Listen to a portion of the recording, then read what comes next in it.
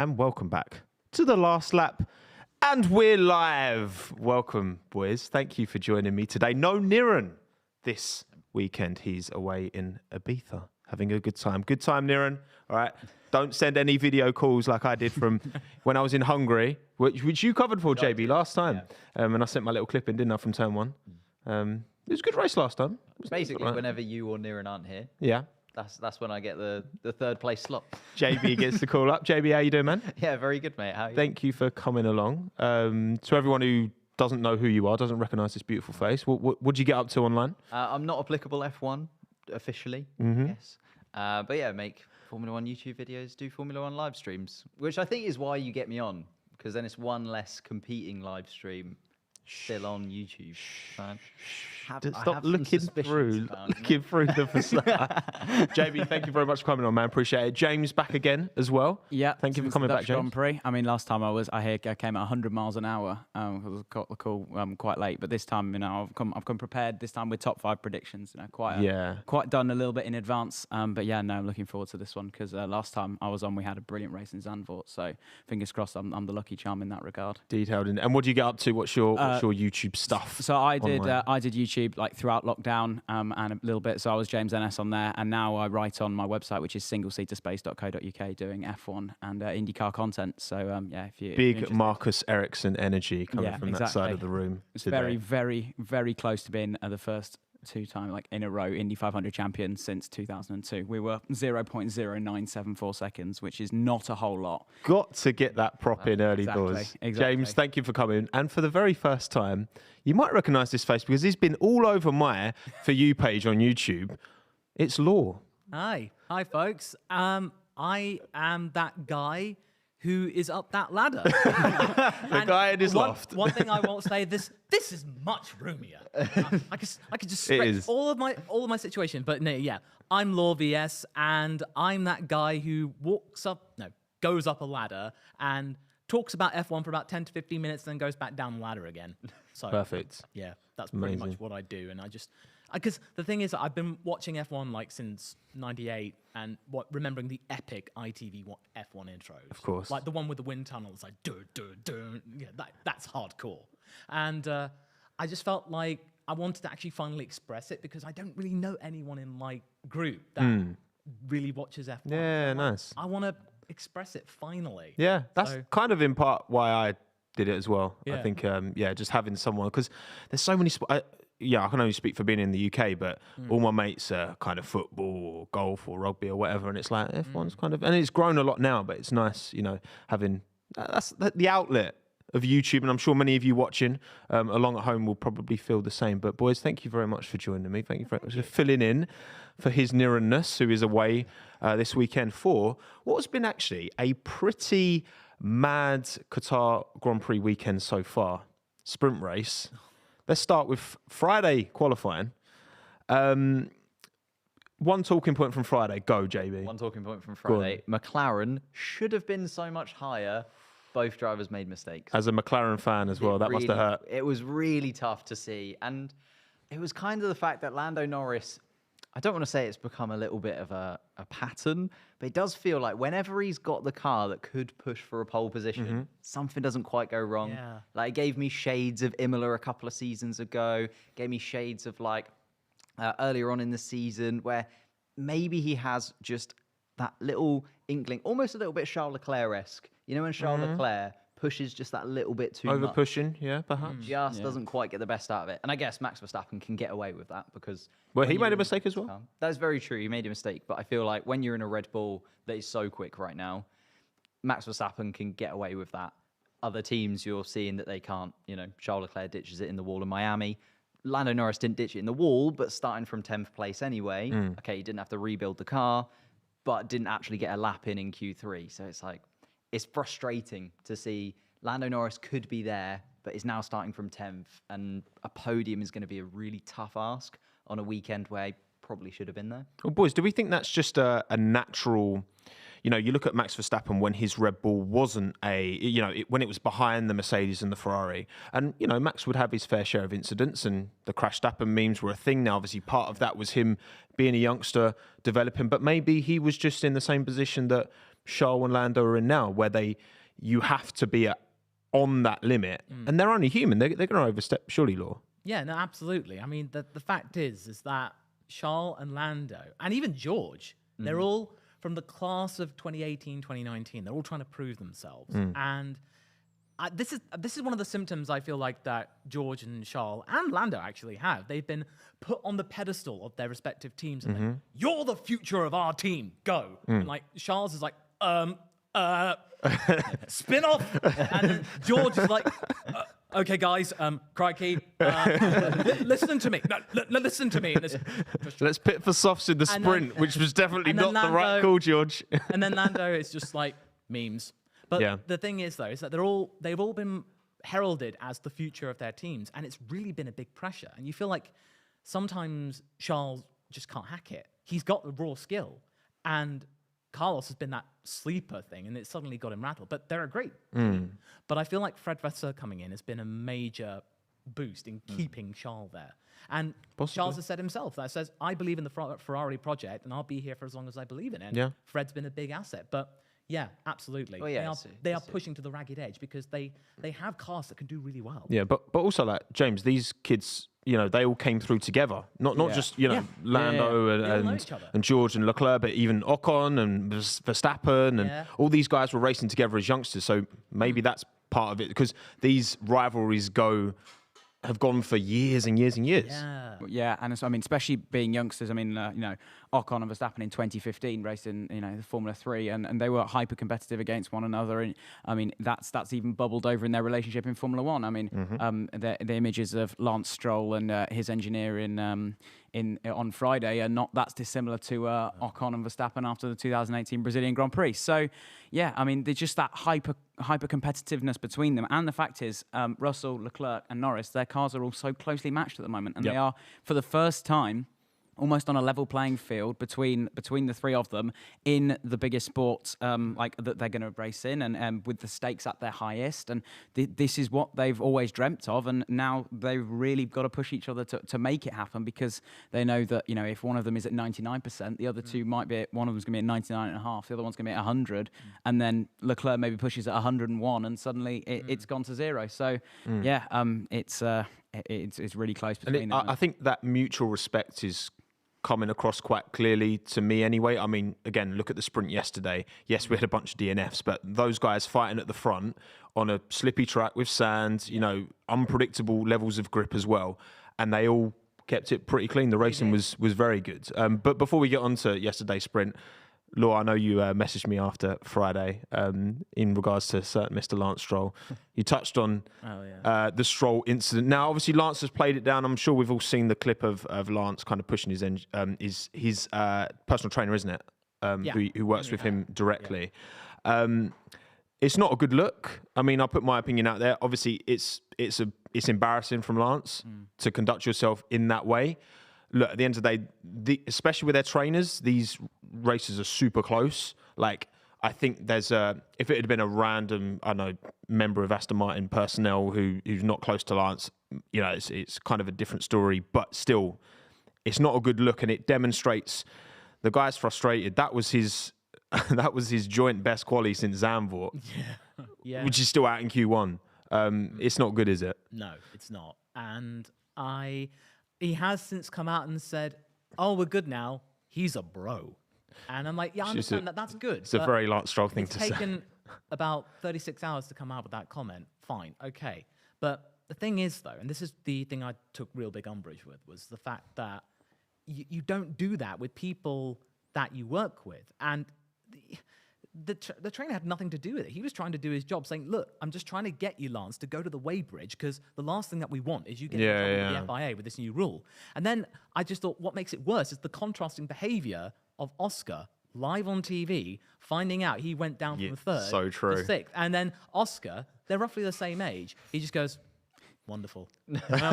Just nice little sarcastic. So many sound bites to get from Oscar Piastri, but just the contrasting behavior is just, it was night and day. And I just felt like, I believe that F1 is a team sport. It's something that you all collaborate with. And to treat people like that is just not on in my opinion. Well, especially like James mentioned, right? Obviously with the Verstappen knock-on incident, again, that was wrong of Max, right? Yeah. But you can, all right, they've had a coming together and Max is fuming, right? Yeah. And it's with the person that, like, this is just...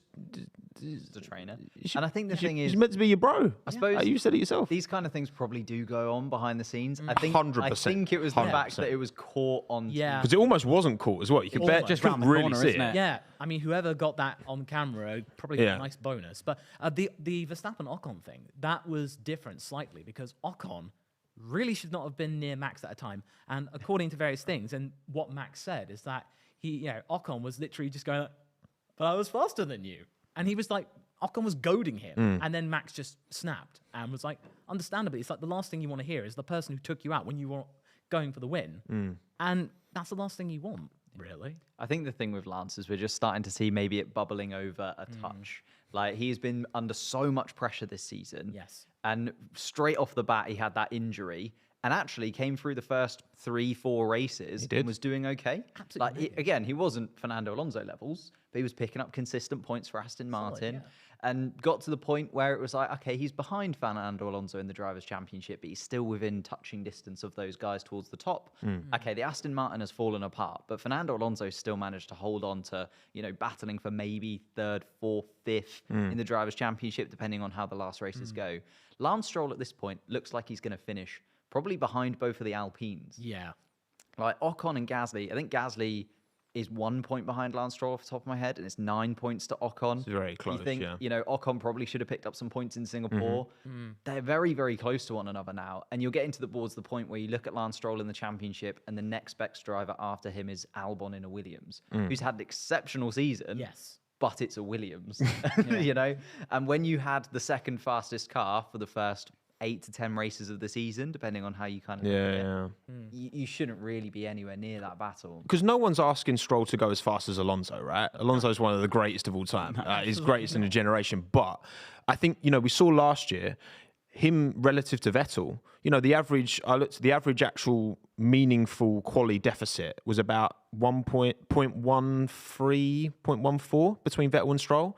Stroll held his own against a 4-time world champion. Was close. And I think the way Alonso's taken these podiums, it just seems to have battered Lance's confidence. And we've seen I think Lance is one of those drivers we've seen over the years. I think he is a bit of a confidence driver. I remember in 2020 after he had that crash at Mugello, and he wasn't the same driver after that. And he just, he's been in the sport long enough as well. He's still only like 24, which is crazy. But he's been in the sport long enough that I think it's a combination of, for me, James, he's doing worse than he was last year. But also I think Alonso's doing better than Vettel was in that car. So I think it's a combination of those two factors. Yeah, and actually, if you take a step back and look at the season as a whole, whilst the racing in 2023 might not have been great, what we've actually seen is the psychological warfare that has taken place between teammates and who has sunk and who swam. You look at how psychologically Verstappen has destroyed Perez.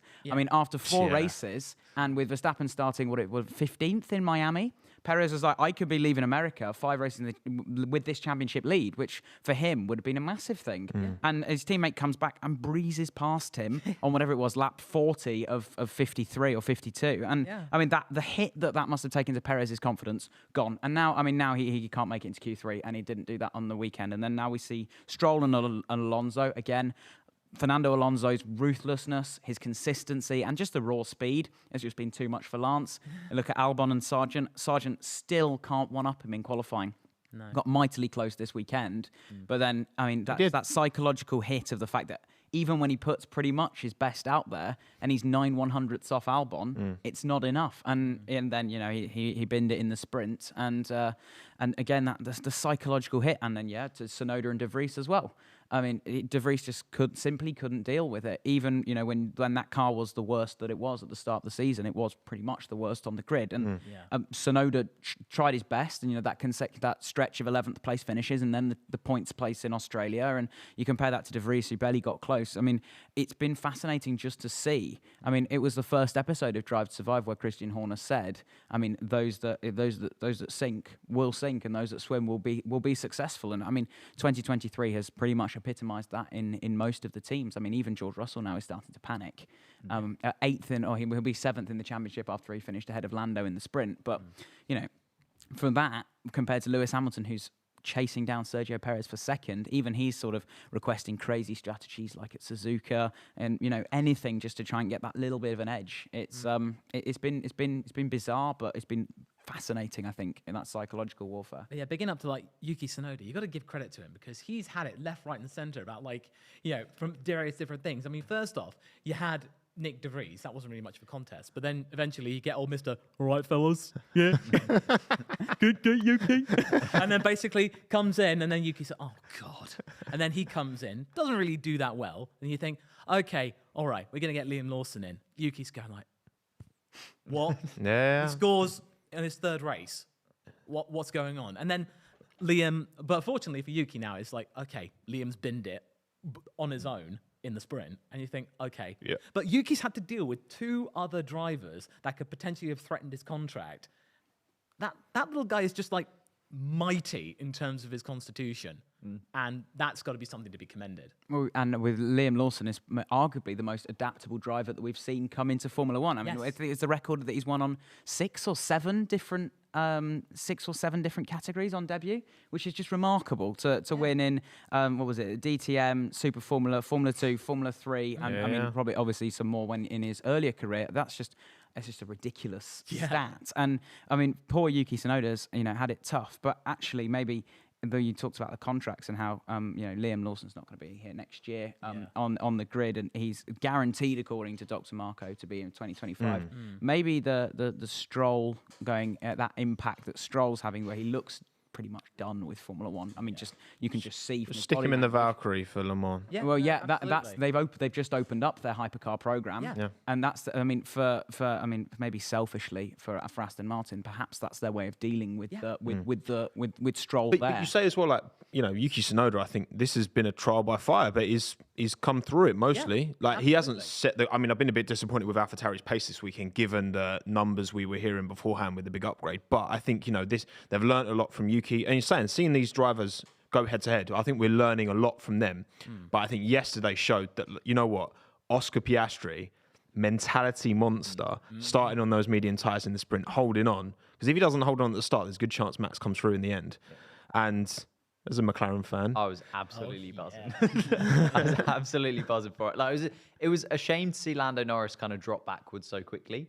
But if Lando Norris hadn't dropped back and kind of taken Max with him, I feel like Max would have been on Oscar Piastri a lot quicker. Possibly. Like the fact that Max dropped back to 6th was very unprecedented. But then Max Verstappen, I feel like, is also playing the game, whereas as long as he stays on the track, he knows he's going to get towards the front, if not a win.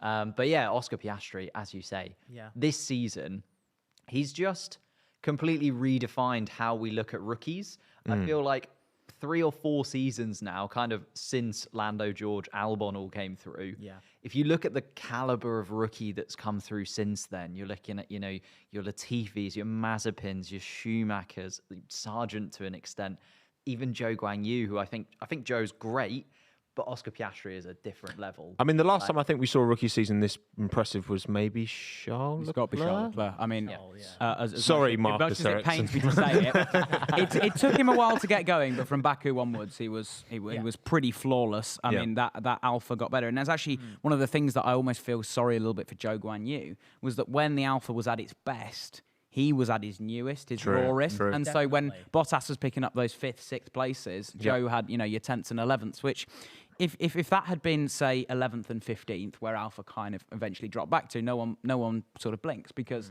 they're both non-point scoring places. But because Bottas was scoring 10, 8, 6 points a weekend, and poor Zhou was picking up the scraps, that's what made the differential almost look worse. But yeah, I mean, Oscar Piastri, to take a year out of the sport with all that pressure of rejecting Alpine and causing a massive stir and then going expectation to was high. The expectation was high. I mean, he had a target on his back and he's absolutely delivered. He's done brilliantly well. The biggest turning point, which I think a lot of people, I mean, I was rating Oscar Piastri ever since he was like in F3. But the moment I thought, wait a minute, he's got something here.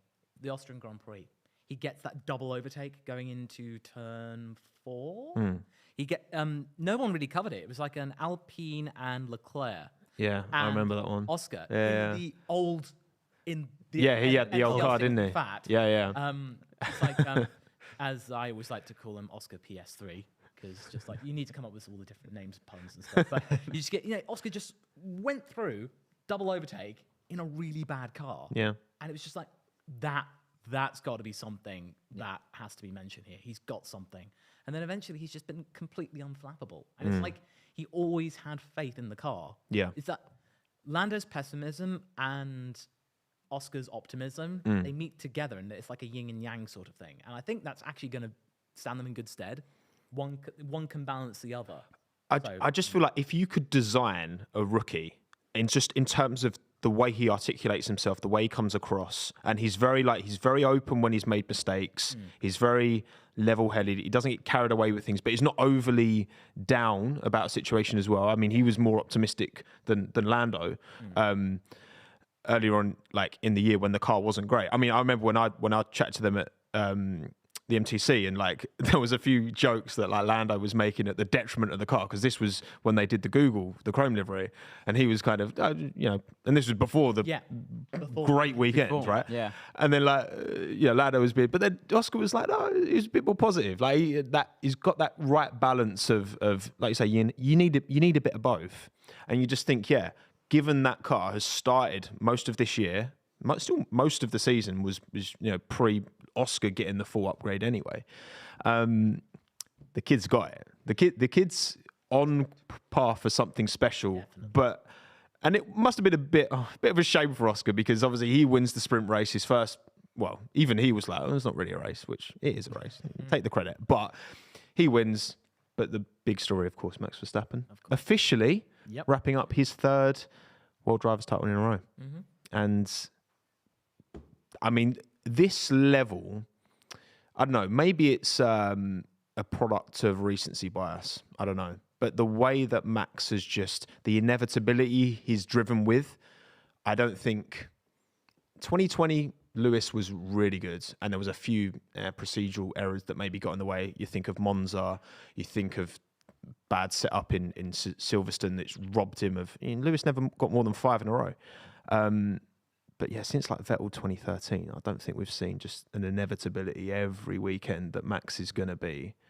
And it's so impressive. Guys, since you mentioned Miami, that 10 wins in a row, that just redefined the dominance, right? It showed, as you said, the Vettel 2013 was 9 wins in a row. He does one better. Singapore was the only race this season that he's finished outside of the top 2. Like, he has just been insanely quick on every single track, whatever there has been. But I think there's also credit there for Red Bull. Red Bull have just been disgustingly good at all of the procedures. They never seem to get a pit stop wrong. They never seem to get a strategy. They never seem too worried during a race. Like, sometimes you see other teams, Ferrari come under this kind of criticism quite a lot, where they flap. They're like, oh, we don't know whether to go this plan or this plan. We don't know which way to go. They're like the VAR in the Tottenham-Liverpool game. Very, very flappable, that one. But Red Bull just seem to be fairly calm about it. Like, obviously that comes with the fact that the car is super quick as well, and Max Verstappen is getting the best out of it. But you've seen that, it can go wrong. Things go wrong for Sergio Perez fairly often at this point. But it does just seem, on Max's side of the garage, whatever happens, if he drops back at the beginning of a race, if he doesn't qualify quite where he wants to be, they still seem to just absolutely nail what they need to nail every single weekend. And to get that to repeat, like, when you win a championship, it's the most difficult thing to win another one. To then win a championship so dominant in 2022 and then be even more dominant this season, it's just absolutely incredible, and will easily go down, I think, as probably Max Verstappen's best season. I know he's only 26 now, but what can he do?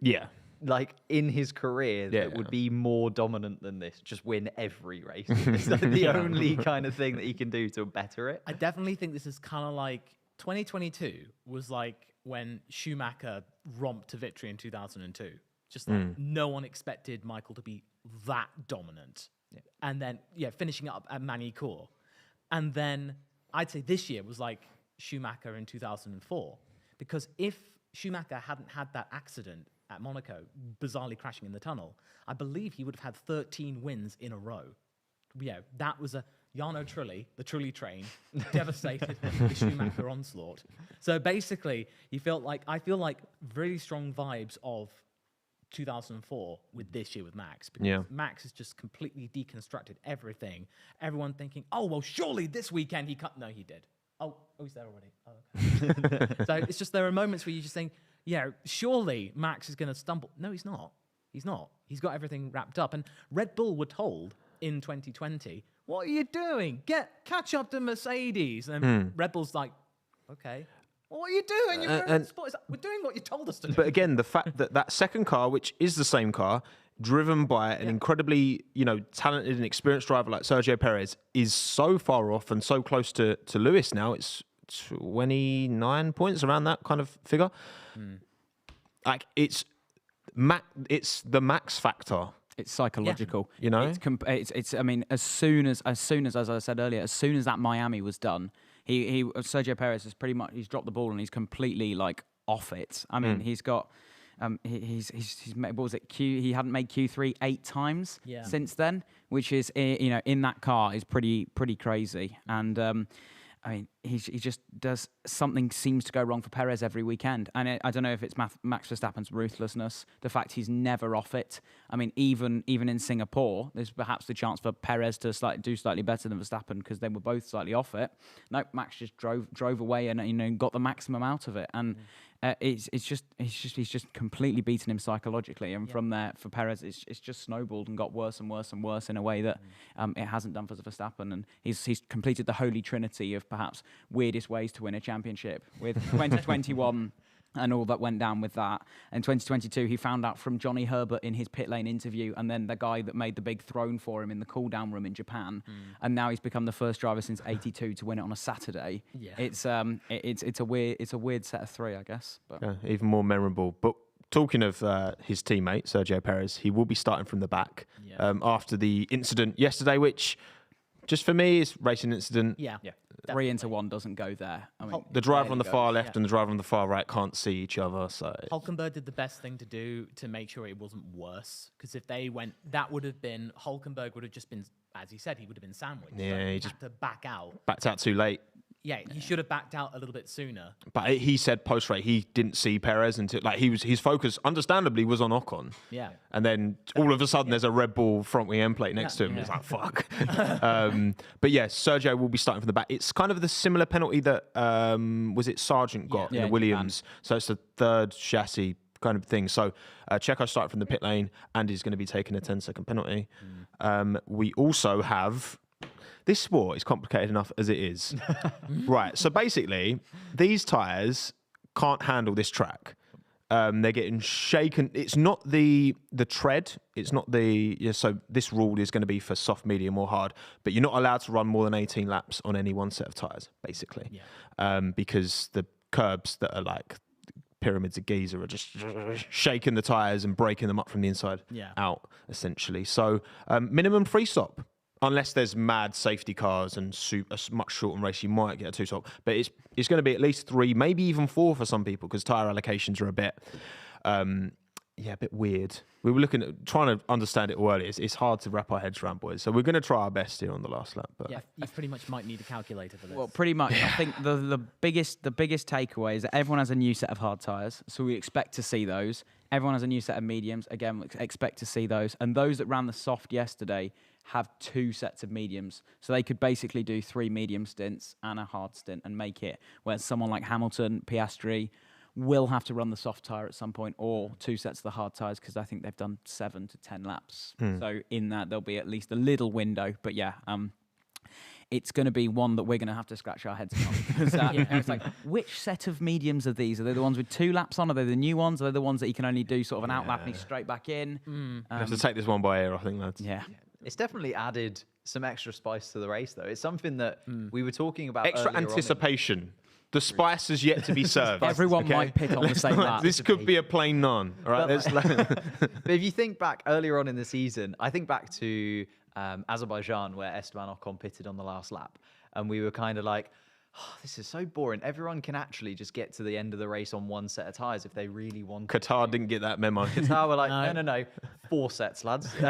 We've rewound to 2011, and Pirelli turned up and with tyres that would melt, and you have 4 or 5 seconds a lap quicker.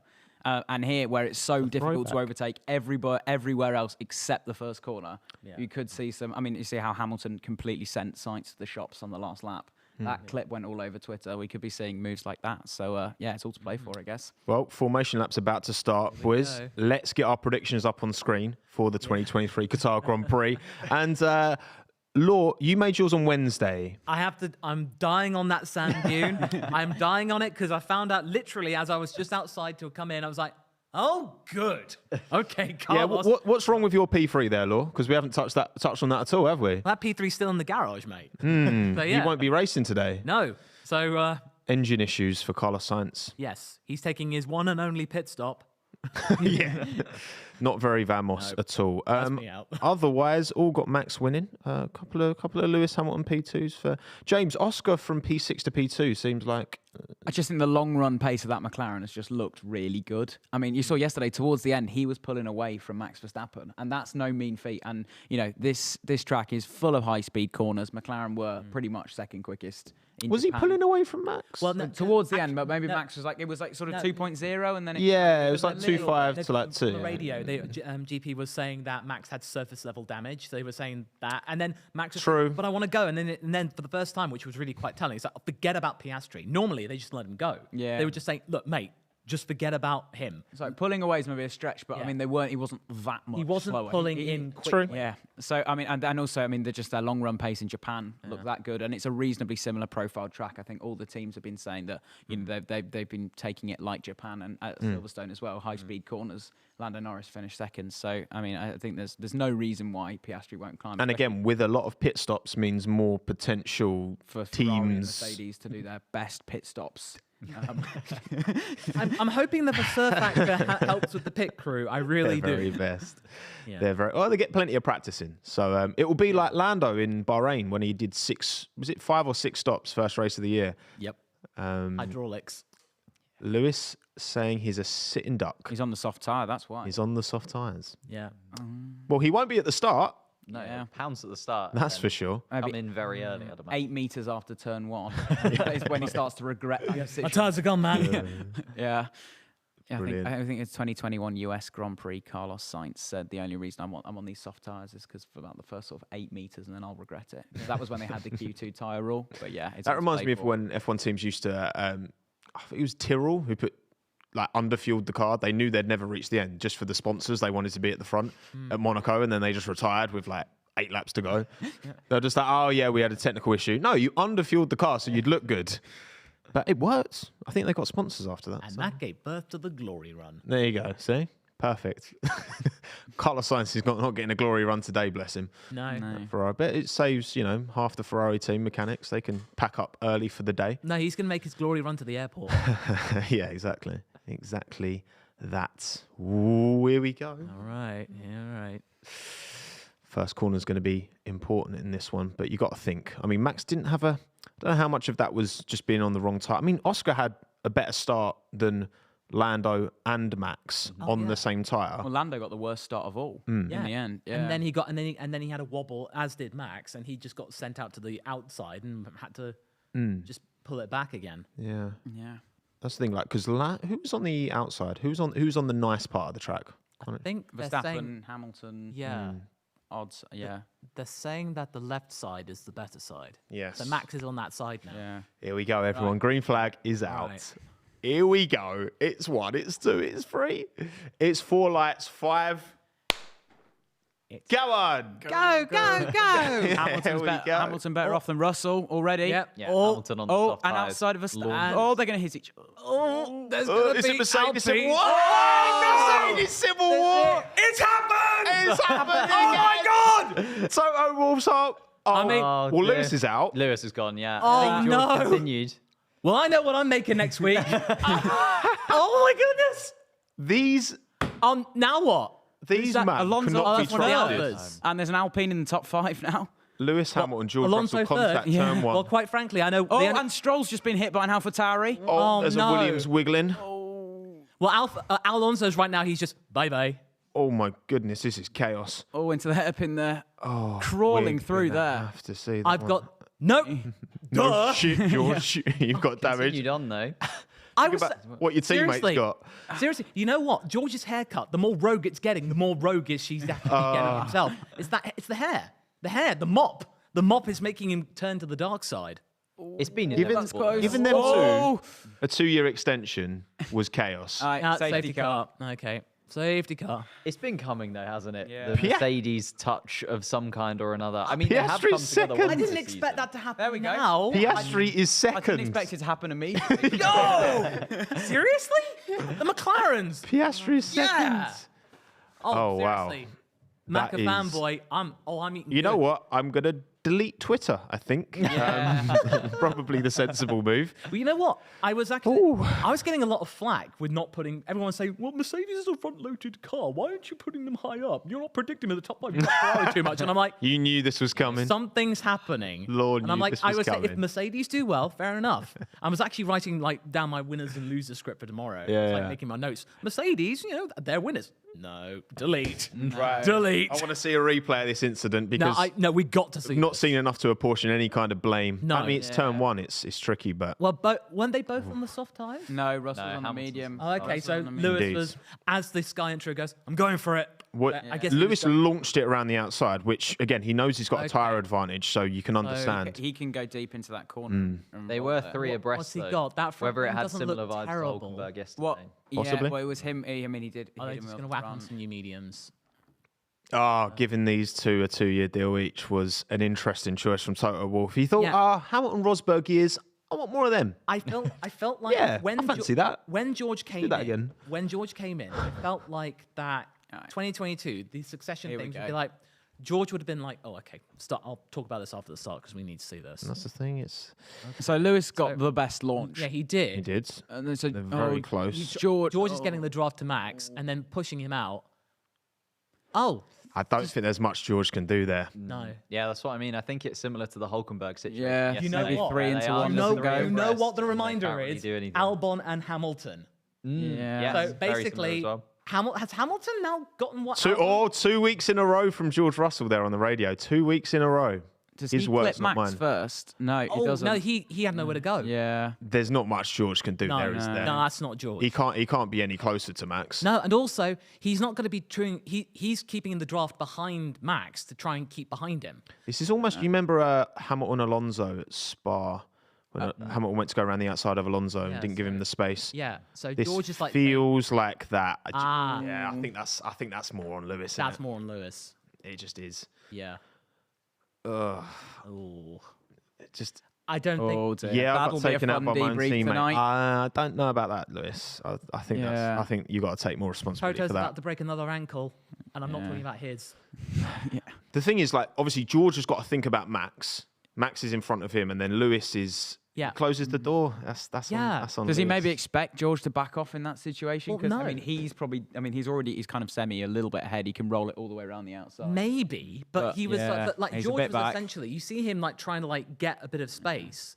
Because he was Yeah. keeping the draft behind Max, and he was trying to do that the same thing. Basically, Yeah, what 3 you're into trying to 1 do, doesn't go. both the Mercedes were trying to get Max round the outside, and but Lewis had the extra traction of the softs, and it wasn't going to work. So they were both trying to do the same thing, and ultimately, I think. But Lewis more on aggressively Lewis. because he's on the Yeah. you know Soft tyre, the better yeah. tire. He's got to get a move on. I mean, we saw yesterday just how much, even on those restarts, the softs, even when the softs had fallen off, they were still Yeah. stronger on the restart. That Yeah. immediate tire warm up.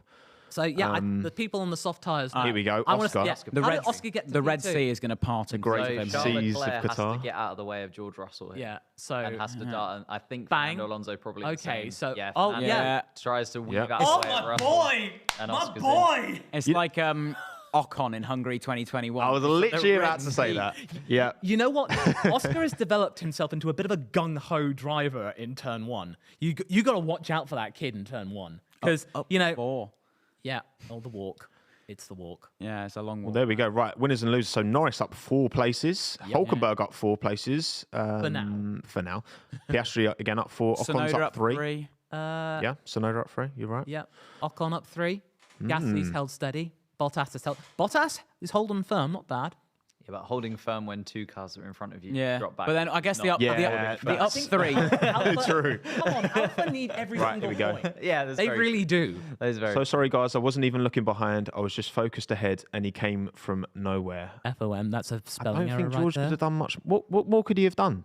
No, he couldn't. no, He was he's stuck. looking left, isn't he? Yeah. He's- You know oh, what? sorry, Lewis looking- has the looking track right. to the left of This him. is- He had more space. He could have given it. He didn't. This And is the equivalent of what Ocon, Perez, and Hulkenberg were doing in turn 2, but in turn 1. There were 3 cars. it's George similar. got sandwiched, It is similar. Yeah. And Lewis was being aggressive. but He again, had to go for it. I think the Hamilton Alonso in Spa, when Hamilton was trying to go around the outside of Alonso, Yeah. I think looking back, I think Lewis, like, what more could have George done? Honestly, No. like, there's nothing more he could have No, done. no, he Yeah. couldn't have done anything. And it's like one, like, Lewis is entitled to go for that for sure, but Yeah. he had more track to the left of him and he didn't use it. So, yeah. Well, that's good for Sergio Perez Well, Yeah. Well, he's managed to catch up with it. Yeah, that's true. Yeah. from a P2 finish point of view, but yeah, and that's Lewis's race over, and Oscar Piastri already second. I don't Look, believe if it. you're right about the McLaren race pace, Yeah. this could be a little bit spicy now at the front. I wanted, when I was doing my predictions, I really wanted to be so glowing to Oscar and put him in P3. I mean, even now that's looking a bit pessimistic. Those but I soft was like, I type, yeah. can't bring myself to do it. And I was like, because I am an Oscar fan, and I even got like a cap in the background of all the insulation and the water tank in the background. So I was like, yeah, but I felt like I don't want to be that biased. I want to just be like, well, look, okay, his racecraft in terms of his tire usage, it's not that great. So temper it. Interesting. Boy, You're am I getting wrong. a bunch of They're pit getting their stops here. soft tires off. Oh yeah, yeah. Those, this has massively helped. Those are soft tires, but the safety car's ending, so they're gonna have to zoom round. Yeah, Yeah, have to catch up. They quick. gotta. This is madness. I mean, sometimes in F1 it can help to be. I remember, was it Suzuka when it rained and Vettel had that spin on the first corner, and then because of that, he could then pit. He then had nothing to lose, pitted early, and ended up having a really strong race result. Arguably better if he hadn't have had the incident. Yeah. And for Piastri, him being sixth but allowing the seas to part in front of him, like Now, this is going to be happens. interesting. Piastri and Alonso, former comrades at Alpine. Yeah. How Let's get the best out of it from Toto Wolff, by Alonso, the way, to George. Yeah, on the Alonso radio. is going to be going. All right, my friend. Well, I mean, if Norris gets past Ocon and then the top 5 stays there, I'm getting 4 out of 5 points. So Not bad. that is predictions. And so far, hey, P4 Let him for cook. Leclerc. I'll take P4 for Leclerc. Let him Oh, cook. that's a slam dunk 5 Fuck's second. Then. sake. If they've noticed that, because there's a sensor, isn't it, on the grid box. Haas, my. Hulkenberg's starting and he's location. This Austin upgrade of yours had better be good. Yeah, man. This had better be good. Insane. And Logan Sargent P11, I will be there no matter what. Did you hear there were rumours that Hulkenberg was actually a candidate for Sauber next year?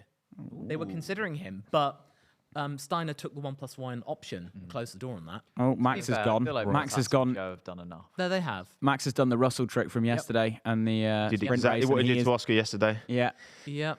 Oscar's caught napping again. Yeah, but I think he's learning. You got to remember he's a rookie, so Yeah. he's still figuring it out. But he's managed to keep a decent gap from Alonso. But Yeah, more than- everyone's on mediums except for Checo and Lawson. Yeah. Oh, Albon on Hulkenberg and the 2 in front. Come on, straight line merchants. Oh, they've there's a touched touch. Sonoda. Oh, it's close. Tsunoda and Gasly. Yeah. Oh no, BFFs. no, ultimate betrayal. No, don't do that. Yeah. We've already had this much angst. We don't Ultimate need any anime more. betrayal. Yeah.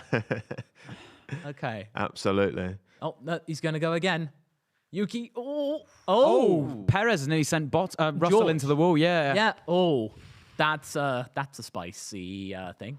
Yeah. Perez on those hard tyres trying to go the full 18 laps. That's going to be. The full 18. Yeah, exactly. Big stint exactly. that. Right on the limit.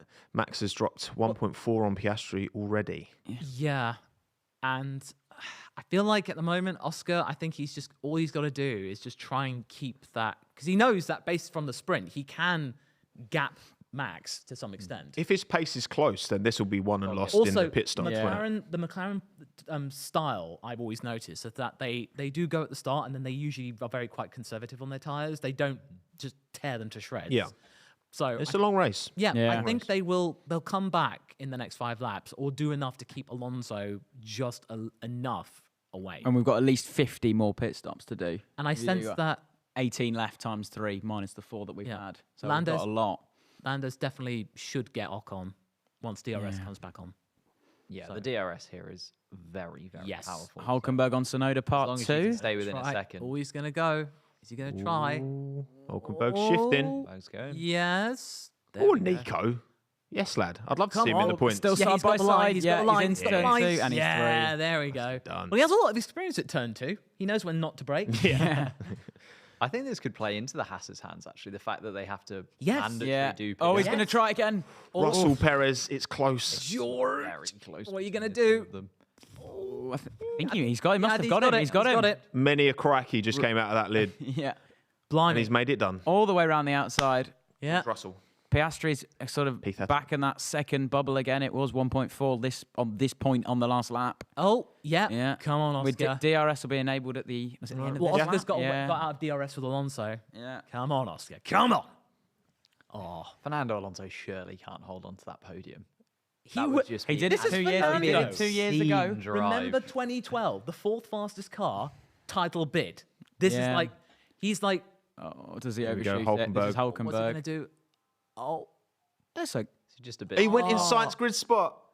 He went in science grid spot. oh no. He went in science grid spot. 10 seconds. that's quite a lot. Yo. Oh, He that's- knows it as well. Oh, that's. Oh, Did I he feel. shake his I head? do Yeah. feel for him. Oh, no. That's a bit Ooh, like. Oscar I feel fastest like- lap. Yeah.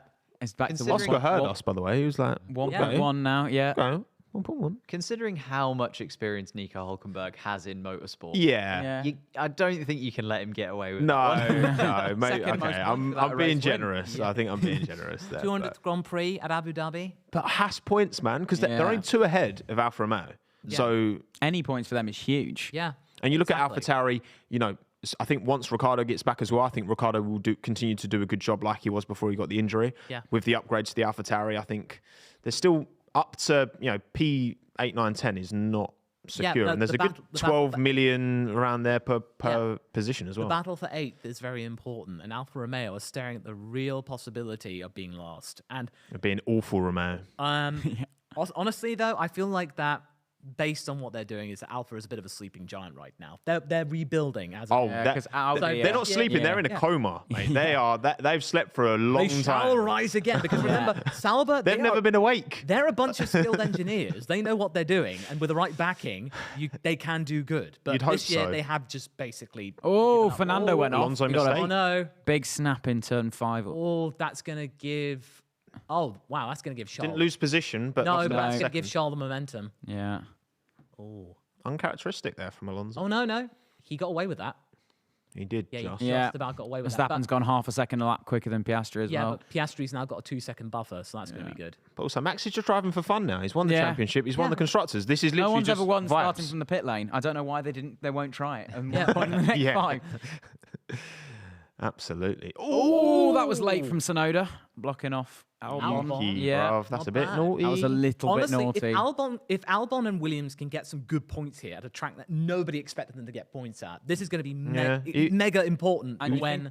you think about Logan Sargent, the number of tyres he's got left available as well. Yeah. He will not have in a to good run a position. scrubbed set all day. You know what? I feel like Las Vegas is the last opportunity for Logan to. If he can't score at Las Vegas, whether Let's legend. let's get a poll cooking at one stage, please. Can we get a poll? Is this the race that Logan Sargent gets points? Oh. Yes or no? The end. Yeah, as soon as the poll goes out, he's going to spin into the gravel.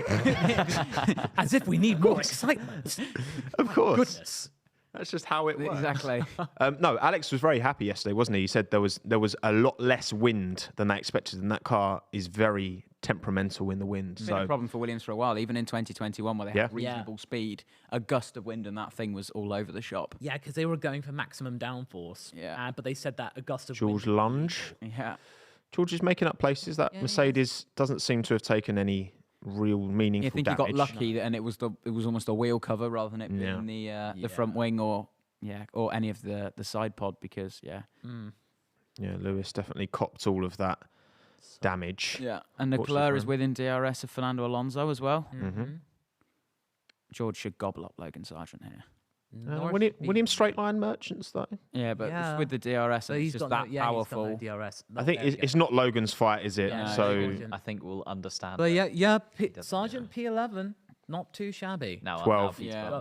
12. Not too, slightly more shabby, but But not Hulkenberg in bad. front, you're assuming will drop backwards. Yes. That Yeah. 10-second penalty. Yeah. So effectively 11th. and again, Yeah. like you say, James, that choice of tyre that Logan has does buy Williams more strategic opportunities later in the race. So. Well, yeah, they've got 2 soft, 2 medium, and 2 hard. So he's running one of the medium at the moment. But they can roll the dice and see if they can pull out a couple of long 18-lap stints on those hards. Yeah. I'd love to know what the criteria was from James Vowles, because they've obviously given Logan Sargent very clear ideas of what he needs to do before the end of the season to really justify 2 that words: place. don't crash. Yeah. Well, On a post-it note. He hasn't Keep that done bill that. nice and low. It's quite telling that Logan actually said, I'm actually really surprised about the level of support I'm getting. And it's just like, yeah, well, of course, James Vowles is a legend. He is the best team principal I've seen in ages in terms of, well, because it wasn't his choice to get Logan. He was, the Yoff Capito era was Logan. It was like, well, this wasn't my decision, but I'm going to stand by it. Watch those track limits, Alex. Also, it's yes, it reminds me of not so much, but similar to as I believe Tsunoda just peeled into the pits. Yes. Yeah. He did. That when Tsunoda got after his first year, and he was like, "Oh, I'm surprised they renewed me because I was not very good." That's a very good. Brutally honest. Yeah. Like, good. I like that. Perez Humility. Joe, but Joe was almost defending fresh air there, and he's going to get gobbled up because of it. He compromised him. No, he's not okay. Not quite. Perez maybe has decided that going around the outside there was a bad decision. Or was he on the? He was on the outside. He was on. He? Yeah. Yeah, he was on the outside. Yeah. So maybe going around the outside of 2 is not the wisest move. He suddenly got a flash of deja vu. Yeah, exactly. It was like, maybe no, don't do that. Also, the polls in 70% of you are saying Logan will not get points in this race. I see you reverse jinxing. Keep I the know faith. what your game is, people. I know. Speaking of Lance Stroll, he's gone from 16th or 17th to 15th, Hey, courtesy of Hamilton and Sainz. hey, a It's place is a place. a thing. A win is a I win. guess. You got to be in it to win it. Yeah, it's true. It's a thing. It is those drivers desperate for a result, isn't it? I just Yeah. feel like Sargent, Perez, Stroll are the 3 that are absolutely desperate for just anything to go their way. I think Some the kind of Alpines momentum, right now, yeah. The Alpines are. I saw a poll. Albert Farega was actually making a poll, and they were simulating that Alpine would be dead last. Yeah. They're 5th and 7th. That's not bad. That's good. Well, no, they were, because Auckland's now gone. Every time you mention someone's position, they immediately lose position. Well- So that's just the pits. It's fine. It's all good. I'm channeling my inner Rosberg. Yeah. Yeah. Well, he took a absolutely. selfie in front of the Red Bull garage I know. today. So Everyone's going, let him cook. at some point, Max Verstappen's front left is going to blow up. Which Red Bull was it though? Oh yeah. Oh, well, it's in front of the garage. It does the job for Nico Rosberg. Yeah, well, that's it. Job's a job. Yeah, exactly. Yeah.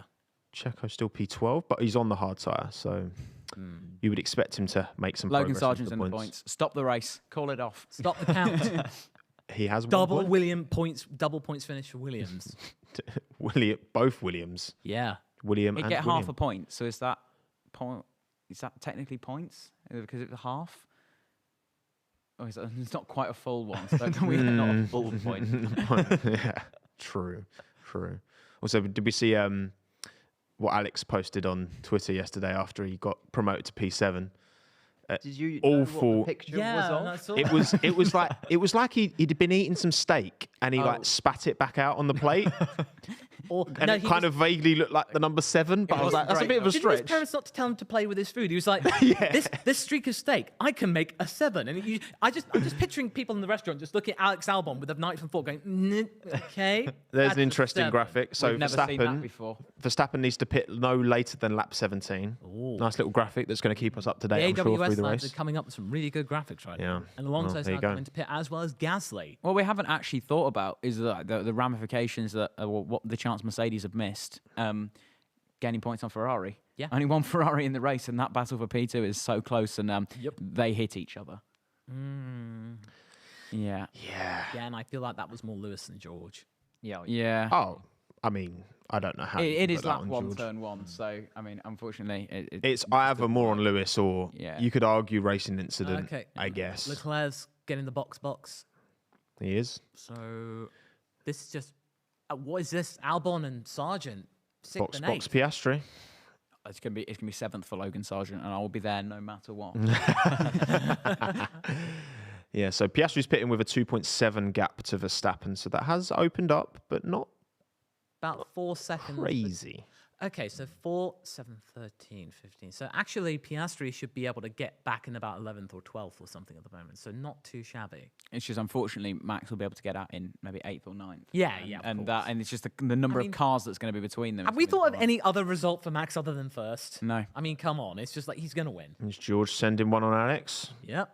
He's Nice made a move. few moves there, hasn't he, George? He likes that one. Russell Yeah. is going up the order. Yeah, he Just is. showing that Mercedes does have race Yeah. pace. Yeah. It's very frustrating. It seems like everywhere we go, the Mercedes is Yeah. quick in some way. They shape, always or seem to have like a Q1 or a Q2 scare, Mm. and then suddenly qualify in the top 10. form. Oh, it's a bit slow rear right for Piastri, but 3-1. Okay. He hasn't lost too much time to Leclerc because he's fighting Leclerc. So He was 4 seconds ahead of Leclerc. yeah, going that's into not the pits. terrible. Yeah, No. he's still quite a long way ahead. Yeah. Yeah, because Ferrari's pit stops this year have actually been pretty good. Yeah, they're not Yeah. bad. I mean, Piastri- I would say it's bad for McLaren because McLaren they got their tire guns. They got that tire gun tech. That they're okay. Oh, Norris is going to If come I'm in now. Piastri, I'm really frustrated. Yeah. Because that 8/10 extra spent on pit lane is now put in behind both Lawson and Magnussen. Yeah, they were Yeah. definitely trying to because get they him were out in fighting. front of those Yeah. two. Yeah. Not ideal. Yeah. Norris is going to be coming in shortly. But then, he shouldn't be behind them for too long. No. Because Alonso's jumped Leclerc. Oh, yes. So Alonso's ahead of Leclerc. he's got the warmed up medium. So Yeah. the McLarens can turn on the medium tire quite. We saw them in the sprint. They were on the mediums. The mediums are their best tires. So definitely, I feel like Oscar should get past Lawson and not crash like they did in Monza. yeah. Don't collide, please. Another fastest lap for Max Verstappen. Of He's course. still yet to pit. Of course, but as the graphic said, he's got only 3 laps left to do it. Yeah, and he'll get black flagged if he goes beyond there. So Is it a black flag or a black and orange flag? no, it's a black No, flag. black straight away. flag. Oh dear. Disqualified. So Wow. who's going to mess it up? Someone's going to mess it up. Why is it going to be Alpine? Norris pits. Not bad. Russell fastest now. 2.5. Good. 2.5. 2.5 for Norris. Yeah, Too bad. that's not bad at all. Okay. Too bad at So all. Hulkenberg's going to have to hold for 10 seconds as well. Oh, yeah, Norris is going to get Show Guan Yu behind- P4, let him cook. behind Leclerc. Yeah, Just. behind. I mean, that Yeah. pit stop was rapid as well. There's almost nothing else they could have done. But then again, I think he has made a little bit of time on Leclerc. Yeah, Just a Yeah. little bit. For His sure. in-lap was pretty good. he's within touching distance of Well, Leclerc. Checo's back up to P5. Sergeant's last. Yeah. Oh, no. No, Logan, come on. Come on, it's, Logan. it's pitted. so How did that happen though? Because even Hulkenberg pitted as well, and he should have had 10 seconds on. So did Haas forget? Well, they're probably thinking they won't take it now. Because they got to do Yeah, another they can 2 do it Are they allowed after. to choose? I don't think you're allowed to choose. I thought it was just straight away. Next time you go into the pits, you have to. I would have thought so. I think it's you have to, and they don't give you the luxury that. Well, we'll get the FIA graphic soon enough. Yeah, no, Hulkenberg's behind. That's okay. Yeah. Seven back on the back of. Yeah, so not maybe actually he did- last. Maybe he did take it. Yeah, he must have. Yeah, he had must- to oh, take yeah, it. yeah. yeah. He yeah. must have sure, taken for sure. it, 'cause You can't. if he hadn't, he would have been like around about where Gasly is. Isn't like Ocon in Bahrain got a penalty for serving the wrong penalty. Oh, Esteban. 35 seconds worth of penalty. If in doubt, Right. 5 seconds Piastri. Russell's back in. Your favourite, Tom? P2. P2. Another Cook. set of medium tyres. Let him cook. We all see that little name up remember there. Melbourne. There we go. Melbourne 22, making it last of the 50. Let him cook. Yeah, exactly. Unfortunately for him, he's going to make it last for the full 18 laps here. And Lewis isn't on track to take him out. So, No. Yeah, Lewis There you actually go. had that done to him. yeah, exactly. and in the same way into the right rear tyre. Indeed. Yeah, Russell's definitely going to be stopping 4 times, isn't he? At least Yeah. in this race. Yeah. Yeah, Verstappen, Albon, Perez, Joe yet to stop. It's clear the pace is strong, so let's really try to make sure we use that for next time. From Lando Norris. Oh. Nice He's little working, update. he's working like Carlos Sainz. Lando being chipper. Good. Mm. Yes. I think he's thinking about an undercut here, isn't he? He's kind of Yeah. knowing that he got made up something. so much time on Charles Leclerc. Yeah. Was able to do that. Yeah. No, he's on it. I feel like when Lando's actually in the right headspace, he is really good. Yeah. I mean, he's an experienced driver now. And not to mention for the fact that with Oscar getting that sprint win, he's probably had to like spend yesterday and today just going like, right, okay, reset, let's go. How big a deal do we think that is? I think that's a very big deal. Because there was a stat that's like for Norris, he's now the only McLaren driver that's done 4 seasons to not win, and like But why is it a big deal? That stat. It's just for him. It's just I think it's just there's more and more on his back. Yeah. That I think because people talk about it all the time, and the fact that the two teammates that he's had in McLaren, like most recently, even though they've not been over the course of a season at that level, have still managed to come out on top in one way or another. I mean, Ricciardo won and Monza, and now Piastri's done it, and it's just I think it's just a monkey on the back. It's just still not shaking off.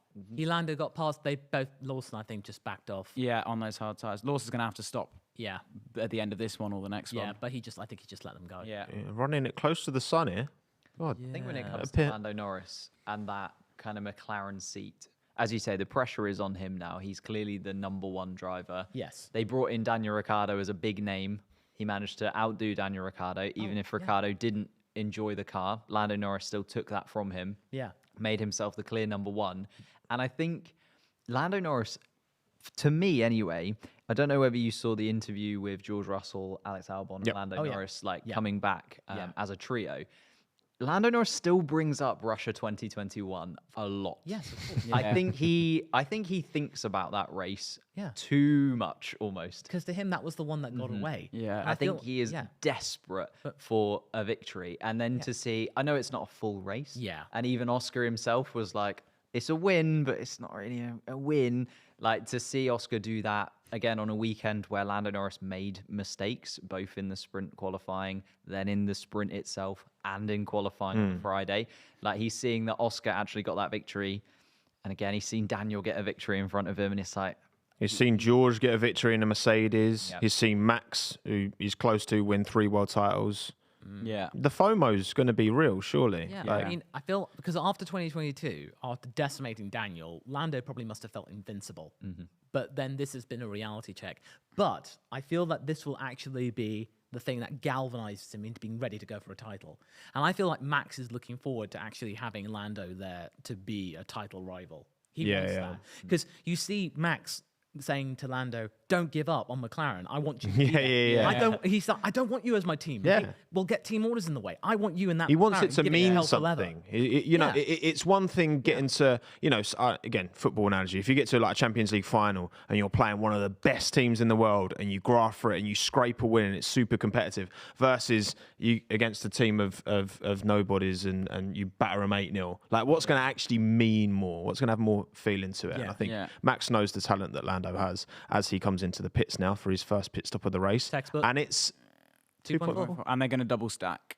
Yeah. Yep. For Red Bull coming in. But I mean, for Lando, it's it's really like, is it going to be like a Lewis and Nico? They were friends until they weren't with Max and him. If they really start going for it, because for Max, he knows that that car is just so significantly better that he can just kind of drive off into the distance. Whereas, if they are really I do wonder if external pressure, if us talking about it, fans talking about it, media talking about it, if that wasn't a thing, would it still bother Lando? Yeah, he's a competitor. Like, to get to this place, to get to the top of your field, whether it's F1, whether it's any sport, right? You have to have that cutthroat mentality. And yes, these drivers have different characters and personalities. Piastri and Ricciardo, polar opposites in terms of characters. Yeah. But once that visor goes down, Well, they're killers. I realized that Oscar Piastri is only the 6th Australian to actually be on the podium. Only the 6th Australian F1 driver. Wow. Yeah, and he's just overtaken Bottas quite convincingly. Bottas is still yet to stop. He stopped on lap 4. He was part of the crew that stopped on the safety car. Slick move, Oscar. Slick move. Because I'm still not sure, like, obviously if you're running scrubbed tyres, if that 18-lap limit it's part is of adjusted. part of the limit. So that's why they had the numbers. It was like number of laps left you can do on this. Oh, tyres. here we go. Lance, you need to let Fernando by as soon as you can. Important is in on different strategy. There we go. Yeah. Team orders. necessary. Yeah, I mean, yeah, come on. I mean, Lance again, he's part of the crew that pitted on lap 4 or lap 3. So Yeah. Albon's leading the race. Oh, He was. he was leading the race, and now he's pitting. fun's over now.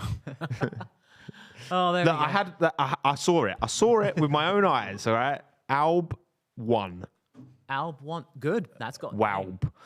That's Wow. got a good range Only to it. W's from Alex Albon. Come on, Williams. Good pit stop, please. I beg. It's not great. It's not terrible. no. It's Oh, 3, Lando's 4. gone round Charles Leclerc. Oh, very nice. And he's got him. Around the got him. outside. Very Yeah. nice. Oh no! Wait! Oh, that was close. Does not want to be sticking the nose there.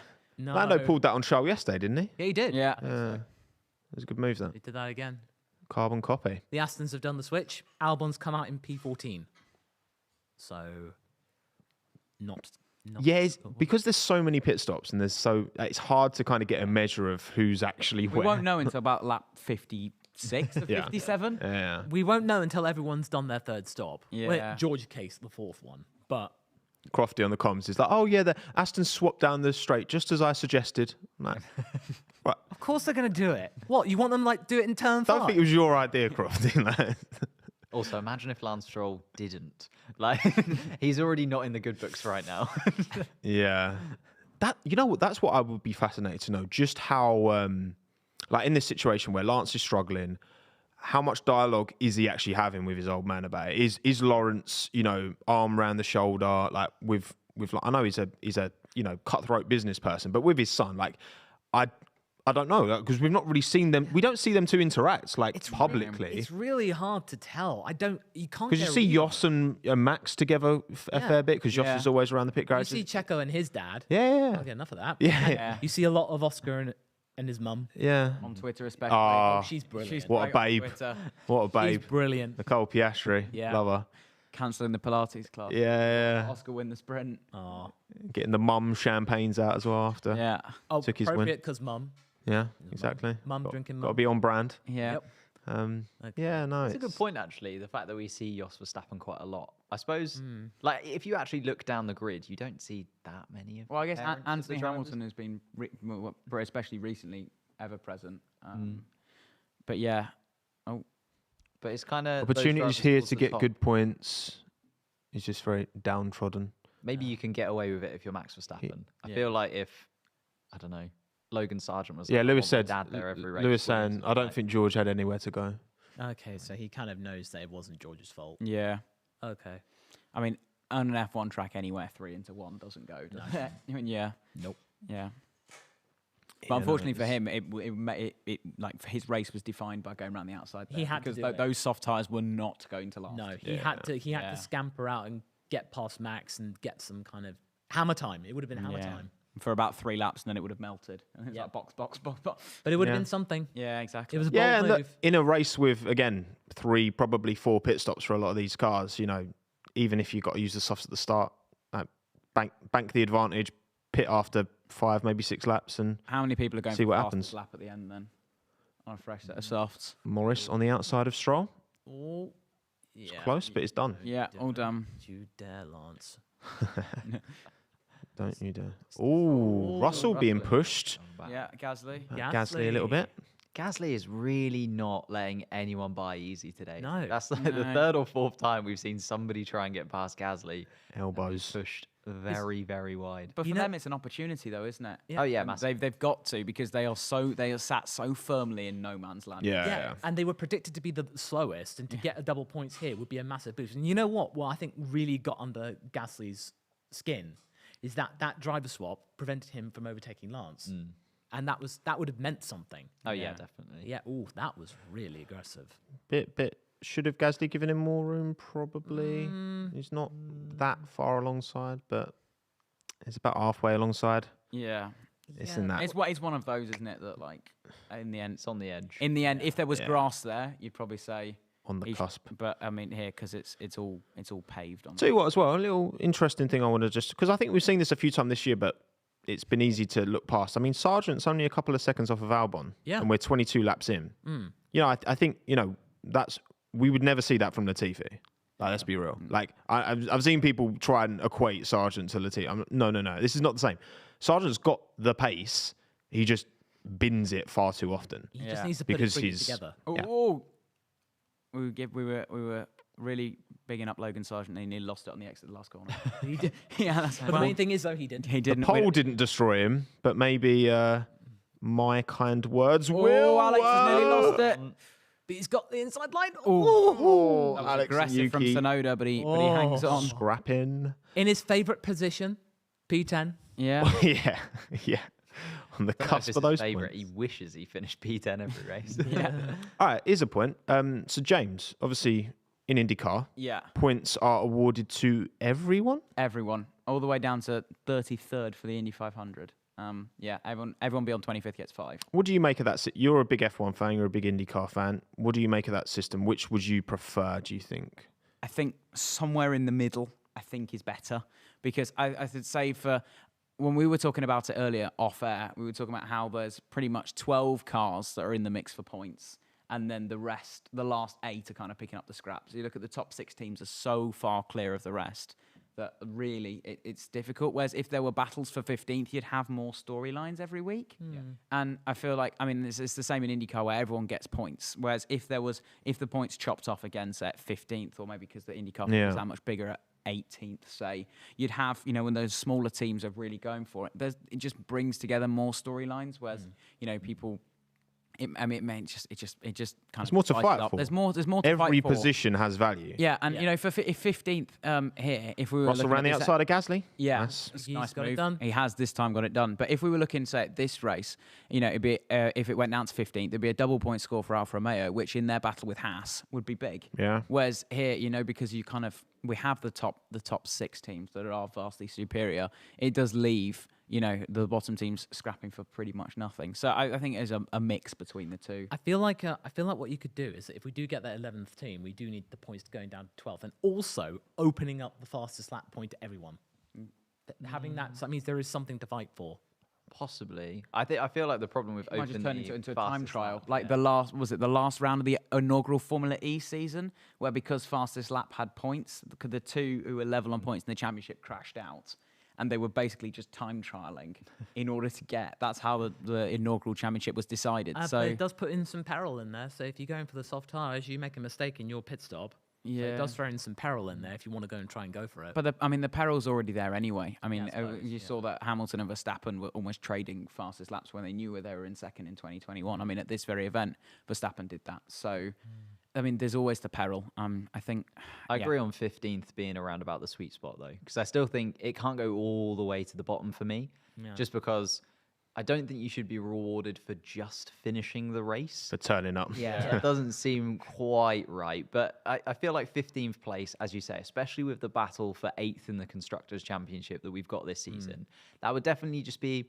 There'd just be a little bit more going on for that battle for 8th place, because it does feel like if Haas or Alfa Romeo or even AlphaTauri just have one race where one of their drivers can get a shock at like 6th place, it kind of just kills that battle. It's kind of done if they can do that at this point. Whereas if they were picking up 1 or 2 points every single week and maybe interchanging, Hülkenberg and Magnussen pick up a couple of points, then Bottas and Joe pick up a couple of points, like alternating weekends, then it kind of crescendos a little bit more.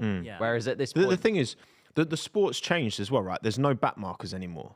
Every team can, on the right track, can fight for points. Every team got into the points after, I think it was 3 races. Yeah.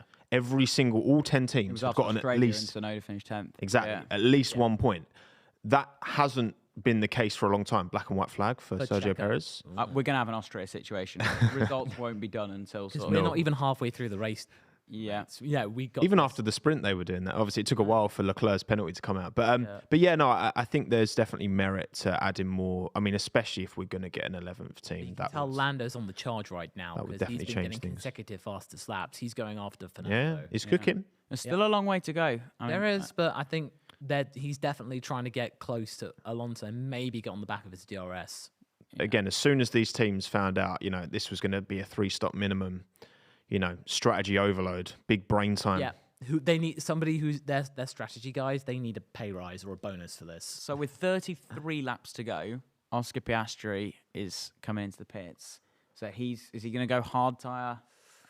He pushed this stint as long as he could. He couldn't have gone another lap. He might. He's going to have to make 2 more stops, isn't he? Yeah. Because at we'll be 33, so that's at least.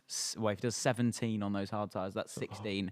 But he's got no tyres left to do that length of stint. Yeah. Well, the thing is, because we saw, Max running the mediums at the start, he set back-to-back fastest laps before he pitted at the last possible opportunity. So the tyres will have, like, the drivers can lean on these tyres because the issue isn't with the compound. That's why it's not exclusive to just softs or mediums. The 18 is because of the construction. You know what? Whether it's soft, medium, or hard doesn't matter. You know what graphic we've not seen that would be really useful right now? The tyre ages. We've not seen that graphic. We see it in races where it doesn't matter. It's like, oh, okay. This would be really important. They're terrible. Changing all the time. Oh, that much better. Good job. Good job, mate. That's good. It was so fast they haven't even recorded how quick it was. 2.1. Oh, very nice. Very nice. 2-1. Very good. Leclerc, he's going on the hards. Yeah. 2-3. 2.3. Good. Ocon, that looks all right. They've had a practice. You can kind of okay. Apart from Is that Logan Sargent? Yeah. A win is a win. As round the outside goes Zhou on Sargent, just to mention him. Papaya sandwich, temporarily, stacked with some extra Zhou. Yeah. Oh. It's close. As Leclerc and Stroll. Stroll could do Alonso a big favour here. If Stroll holds him up. Alonso, the seat is burning, mate. Anything we can do at the pit stop, throw me water or something. Chuck a bucket of water on him. Just drench the man. The seat is burning. Yikes. That might be. The fuel tank is sat right behind the driver, but exhaust. Yeah, could be. Yeah, it's not good. It's like Australia 2016 when there was the fire coming out of the air hose at Raikkonen's head. I deal with that. It suggests there might be a problem though. Yeah. Thing is, the conditions in Qatar, like obviously it's a late race because of the temperatures, but it's still going to be very humid, muggy. Like these. FP1 was 36 degrees ambient temperature. It's like when they used to run Bahrain in the day. Right. Here we go. Let's see if they got the bucket. Yeah. Alonso pits. Yeah. Is this going to be Is it going to be a green bucket? Checkers under investigation. No, they're like, deal with it. 2.3 stop. Unless so there was someone on the far side, maybe. Well, that's wow. Alpine 4.0. Not the worst, but not needed right now. Yeah. But I'll tell you what. My wife and I went on a cruise down to Dubrovnik, and it's actually where I proposed to her. And we were walking around King's Landing, and it was 36 degrees, really humid, and you melt. And then imagine wearing overalls when you proposed and a helmet. Yeah. And we're sat in an F1 car. It would have been a cool proposal. Yeah. It's like 5 second time penalty. 2005 Bahrain Grand Prix where it was 43 degrees outside and there were just engines failing because they quite simply couldn't do it. And it took them 9 years to go like, maybe we should do this later in the day. They only did it in the night as a celebration of the 10-year anniversary of the Bahrain Grand Prix. And then they went, oh, that's actually a good idea. The tyres don't melt after 2 laps, like literally melt in front of you. Yeah. So everyone is on hards apart from the top 6. Verstappen, Norris, Russell, Perez, Albon. Piastri went back on mediums again, so he's going to go. Oh, Norris is in now. There's a good chance Piastri has to make 2 more stops because we're only halfway and he's already made 2 stops. Yep. And I mean, they don't have all the tyre allocations and know what they've used. Well, I think there'll be loads of drivers that have to maybe make. And again, pit stop timing, which that looked pretty good from McLaren. If you're pitting 4 times, whoa, 1.8. That's that. I think that's a new world record. We've not got any more. Tenth of a second. Yeah, exactly. 1.98 is the current record for the season. Okay, so that's going to go. Let them cook. Yeah. Wow. Okay. All okay. right. The practice did help. Yeah. Turns out. Hey. But even with that, still comes up behind Zhou Guanyu. But he'll get past. He's going to get past him. Oh yeah, definitely. It's just a little bit of an annoyance. Oh, he's going to. Oscar sends it on Albon. Oscar sent it. Oh, Albon has seen him coming. Albon's been a good boy. Careful. Yeah.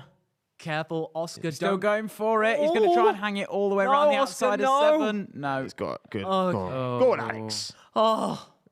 Come on, Alex. Don't do this to me. I'll tell you what, he's lucky that Albon saw him coming and gave him a bit of space because that could have gone terribly wrong. Because he was he wasn't really that alongside. He had a nose in, which is always risky. He was being flirty. He was. But He was being a cheeky lad. No, what I was saying before that 1.8 second pit stop was that, if you're stopping 4 times, then you lose a second each pit stop.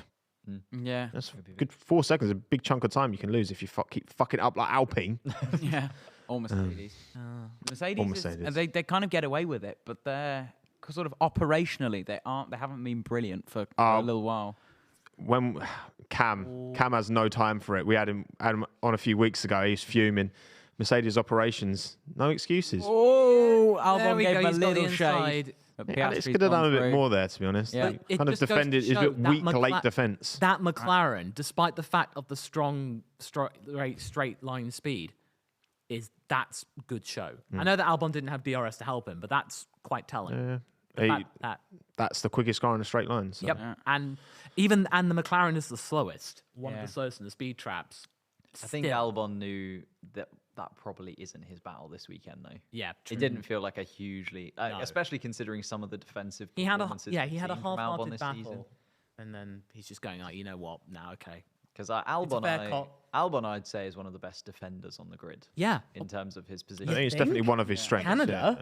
Yeah. He was channeling Giga Kubica right there. Gig Albon right there. Definitely. Yeah. Yeah, I think that's one of his strengths for sure. Definitely. Yeah. Yeah. That's the thing with Alex.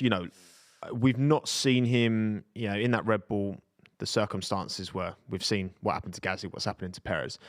He was very good in that Toro Rosso at the first stint alongside Kvyat, kind of almost matched him. And since then, he's grown a lot as a driver. I would love to see Alex in a competitive car at the front because I can't, in my best will in the world, I can't put him on the same level I put Norris and Russell and all these guys. But maybe he does have it in him. You know what? If I had a dream team, I would put Albon and Carlos Sainz together. Those two. You sound like Audi in 2020. Hey, who's to say I don't have contact? Yeah, he goes. But I would say Albon is a great leader, and Carlos is really good in terms of the strategy. So I feel like really those two together in a team would be absolutely solid. Carlos is so good, he does his own strategy. Yeah. And probably his teammates as well. I just felt like That's what he's on the pit wall now. Yeah. You know what? In race. Singapore reminded me of just a classic episode of Speed Racer.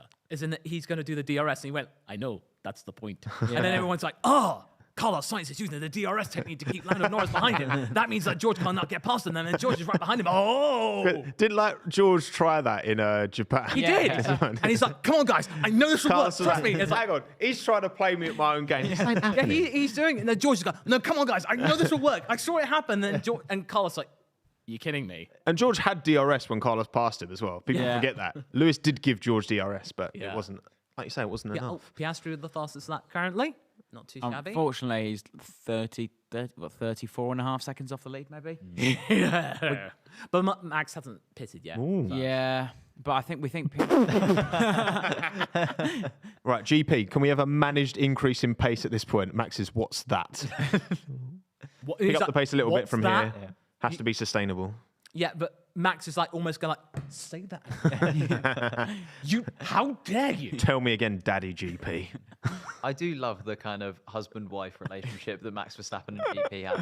They always argue, and then at the end of the day, like Max wins, and the beautiful, happy couple at the end. I think it's always been the case, but I think since it got a lot of airtime, like a race earlier this year, and I think since then we're just seeing it broadcast a lot more as well. Yeah. I mean, it's just like side by side, Aston Martin, Ferrari. The unheard radio things I hear on TikTok, and you think, it just makes you remind, come along, little Maxi taxi. Well, because I think there was a thing where we always hear Hamilton's radio. He's one of the quietest on the radio. We never hear. I think Gasly's the most talkative on the radio. Of course. We very rarely hear from him. Shoutative. Yeah, that's right. Oh, Pierre. Yeah, I think that is something he needs to work on. I'll be honest. I think Gasly, he lets his temper get the better of him. We saw it. You saw it in his AlphaTauri days. We saw it when he was at Red Bull. A big part of why it didn't work for him there. And I think what he was doing at Suzuka, I thought was just petulant. Like the context, like putting that out into the world. Just be a bit smarter. Like, fine, get angry, like fine, but don't broadcast it to the world, man. You know those radios are going to get lapped up by the media, and everyone's going to be talking about And it. now everyone has access to those onboards. You just see Gasly just thrashing about in the actual seat. Yeah. And then you feel like, Come on. but I feel like at that time he was just the 5-second penalty. Okay. Yeah. But yeah, you feel like Gasly got a raw deal going to Alpine. He was meant to be forging his own destiny, realizing he's not going to get anywhere at Red Bull or at AlphaTauri. So he thinks, I'll go to Alpine and forge my own destiny. That's not working out. Not yet. No. The potential's still there, surely. Yeah, hopefully. There's a chance, but right now it's just not looking like a turnkey solution. But okay, so Albon, it's been a step up, but I don't think it was ever going to be a step up to a top team for Pierre. No, it's Alpine or bust at the moment. Yeah, exactly. He had to get out of the AlphaTauri seat for his own good. I would say. He was going to go nowhere. Exactly. So the thing is, that whole Alpine team is in a big, let's call it a transition phase. Right now. Tsunoda around the outside of Albon, who's just pitted. Oh my God, Yuki did. He was Not like, given I'm taking this apex, bro. wow. You get out of the way, otherwise we're crashing. Say what you want about Qatar, it actually gets some really spicy overtakes. It's not bad. And it's the tyre differential this as well. tyre It's peril, really I going into actually that. kind of like this. If everyone was on the same tyres at the same time, It would be, because 2021 wasn't that thrilling.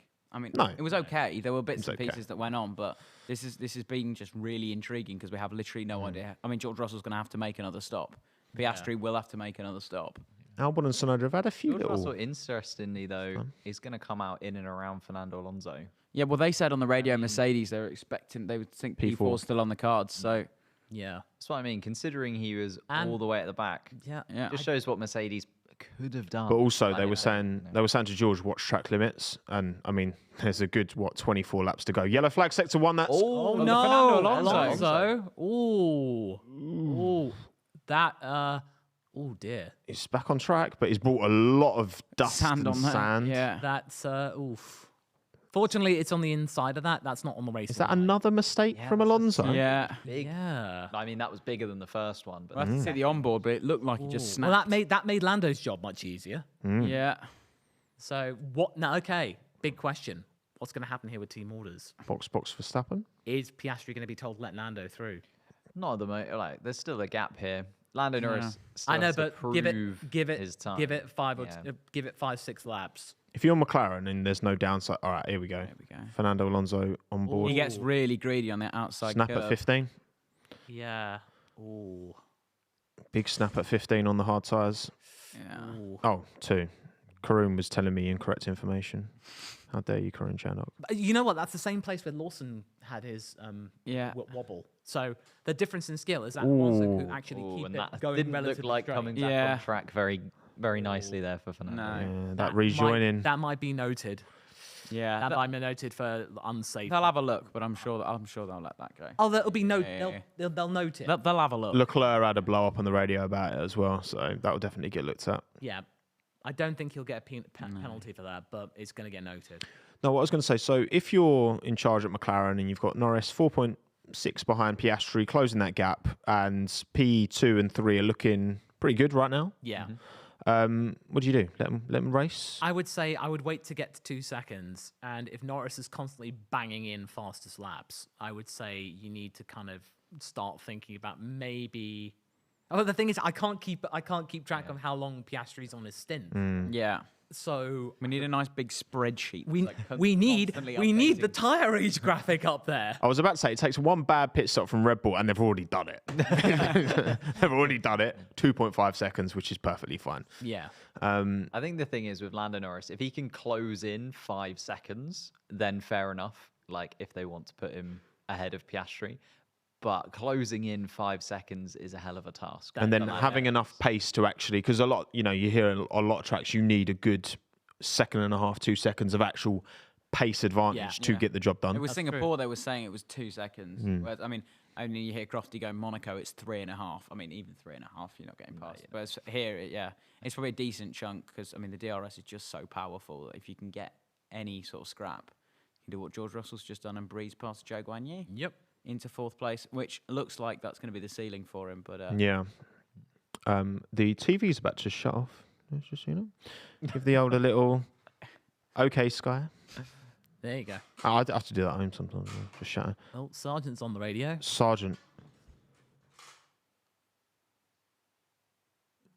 Sergeant, we're gonna. Sergeant, I don't think Sergeant's. Oh, bless it. I don't think he's feeling well. I think Sergeant's retiring. Is he going to pull out? uh, Oh. Well, that's not good. Yeah, I think he's retiring from this race. Was he saying he wasn't feeling so good? Yeah, he was like I'm not Mark feeling Webber good. in Malaysia 2009. Oh, dehydration maybe. Oh yeah, because I'm running without the water bottle. Yeah, maybe his drinks bottle's not working. Yeah. Maybe. Well, some of the bigger drivers choose to run without the water bottle. Yeah, but I don't think so. Yeah, Lando never drinks in the car. He never has a water Because bottle. also the water bottle is placed right where the engine is, so you're essentially getting warm water. It's not like it's a sort of nice, refreshing. I know, but it's something. Yeah. But no, and also Lando, he'd want his G fuel. Seriously. Yeah. He needs Yeah, gamer exactly. juice. He needs it in powder form. I do like the clear visors at night. I mean, I still think the best shot you've ever seen from a clear visor. Right, here we go. Yeah. He's feeling very poorly. Did he pull in? Yeah. One of the toughest tracks of the year, etc., etc. Yeah. Of course. So. Ooh. Oh, round the Ocon. outside. Oh, Ocon. Oh, this. Oh. Stroll very Yeah. close. Oh. Stroll's going to hang it round the outside. Ocon was not going to give him any Clean, space. boys. That's barging through. Yeah, Ocon did not give him an inch. Good mates, them two. Yeah, Vals was saying Logan was fine before the race, but This could be dehydration, simple as that. Yeah. could well be. Yeah. It's still roasting in there. Having said that, though, he's only 2/10 behind Hulkenberg at the last lap, so... Well, Yeah. there was that stat, wasn't it? I was singing his praises being a couple of seconds behind Albon, but that gap's opened right up now to That's what, like about 8, 9? 7 seconds. Yeah. Yeah. He's struggling. He's struggling, his old Logan. And Well, have you noticed that Oscar's caught up? He's managed to carve out about 2 seconds into Verstappen. I know that Max is on the hard tire, but that's still 2 seconds into Max. Yeah. And he's not, and he's keeping Norris above 4 seconds. So he's actually keeping the pace. So you know what? I think he's actually regulating the tires quite nicely here. Yeah. So, But then Max is on the hards, whereas Oscar's got to use his hard tires Yeah. for the final stint. no, of so- course, yeah. I mean, that's the thing to temper it with. But at the moment, yeah, it's like it's good that Max isn't romping away at the moment, and Piastri is actually nibbling away a little bit. So it'll make things it's a little bit more interesting, and we need this. literally, you called it. That's exactly what Ted's talking about. Max pulling that gap in, and that's probably why Red Bull told Max to sustainably Yeah. gather pace, which is a very And again, long way of putting. Just get a little bit faster. and the reaction of Max going like, "What?" How dare Just you? speak to me in English. How dare you believe I wasn't driving quick enough? Yeah. Alternatively, you go like, "I don't know what you're talking about. What does that mean?" As the champion, I don't have to be here anyway. I think he was doesn't. confused because they often tell him to slow down. They Yeah, maybe. yeah. They're like, Maybe. what? Wait, you're telling me to go faster? I can have more fun? What's that? It's crazy. Yeah. Craziness. What do we reckon? Obviously, there's been a few words from Max since he won the title, and I think he's been quite consistent with his opinion. No, he will stay in the sport for as long as he finds it interesting, enjoying. He doesn't like the calendar getting bigger. I can't see him racing into his. I don't think he'll beat Lewis and Schumacher's personally, because I just don't think can be bothered to stay in the sport long enough. I could see him go into, say, Le Mans. I mean, he said he is going to do Le Mans. It's not a question of if, it's when. But I could also see him maybe going away for a few years and maybe coming back as well. A lot of drivers do that. Yeah, and Alonso did it, didn't he? He's been a couple of years out because Raikkonen did it. At what point do you? I mean, it's just keeping it fresh. Will you do something, challenge yourself, and do something different? Because I mean, at the moment, he's psychologically crushed his nearest competitor. There's nothing else he can do really, unless he's so desperate to go after the. It's record. not just winning; it's how you win and the Yeah. circumstances. Exactly. I feel like Max is gonna end up going into Le Mans, setting up Team Redline as an actual proper outfit, and Verstappen.com racing. Yeah. Oh, MaxVerstappen.com racing. Yeah. No, I feel like he probably would start off doing maybe just doing it for a laugh and GT cars and stuff like that, just have a bit of fun. and then eventually kind of Oh, Perez has been off again. to get more which 5 means second again. 5 seconds will turn into. Is it 10 seconds? I this think it's time just now? another 5 seconds, isn't it? And then it becomes 10. Oh God, Then it's a memories from Austria. Whatever it is, Perez is not looking good in 11th at the moment. No. And maybe with some more seconds being added on. Yeah. I feel like the thing that might keep Verstappen around, strangely, is winning less. Like if there was a bit more competition, I Agreed. feel like he'd be a little bit more, galvanized yeah. with staying in Formula One and proving that he's still Because he wants to drive at 100% and enjoy it Yep. and it be competitive. So you can't just just tell Max to drive a bit slower then. No, because that's not the point. Like the reward these drivers are going to be getting is from driving at 100% and challenging themselves and improving. And Max has done everything. He's won 3 world titles in Formula One. He can go to Le Mans, and even with Le Mans, he said like, I'm not interested in just participating. I want to go to win. Yeah. You see when he does these like esports events, he turns up because he wants to win, and he's only interested in winning. And when he loses out on pole, I mean, last year's virtual Le Mans, he lost out on pole by like fractions. I can't remember to who, and he was fuming because he's a competitor and he's one of the best in the world in the sim, and he's one of the best he's the best in the world right now in a Formula One car, that's for sure. Yeah. We've got Zhou on blasting past Tsunoda.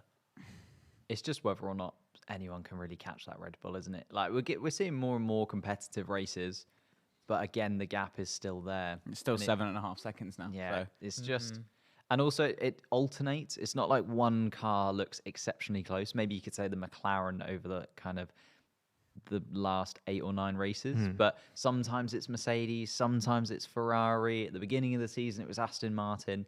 It's not like one team is within that touching distance, which when Verstappen won the championship in front of Hamilton was kind of coming because we had Hamburg for so long. And Red Bull were always, or at least Verstappen was always that driver. Yeah. And he was ready to pounce as soon as that opportunity came. Whereas now there isn't really, you wouldn't say, because Perez is second in the championship, he's nowhere near the second best driver right now. Hamilton, maybe closest. If that Mercedes was the second fastest car, you'd say he'd still be able to battle with Verstappen.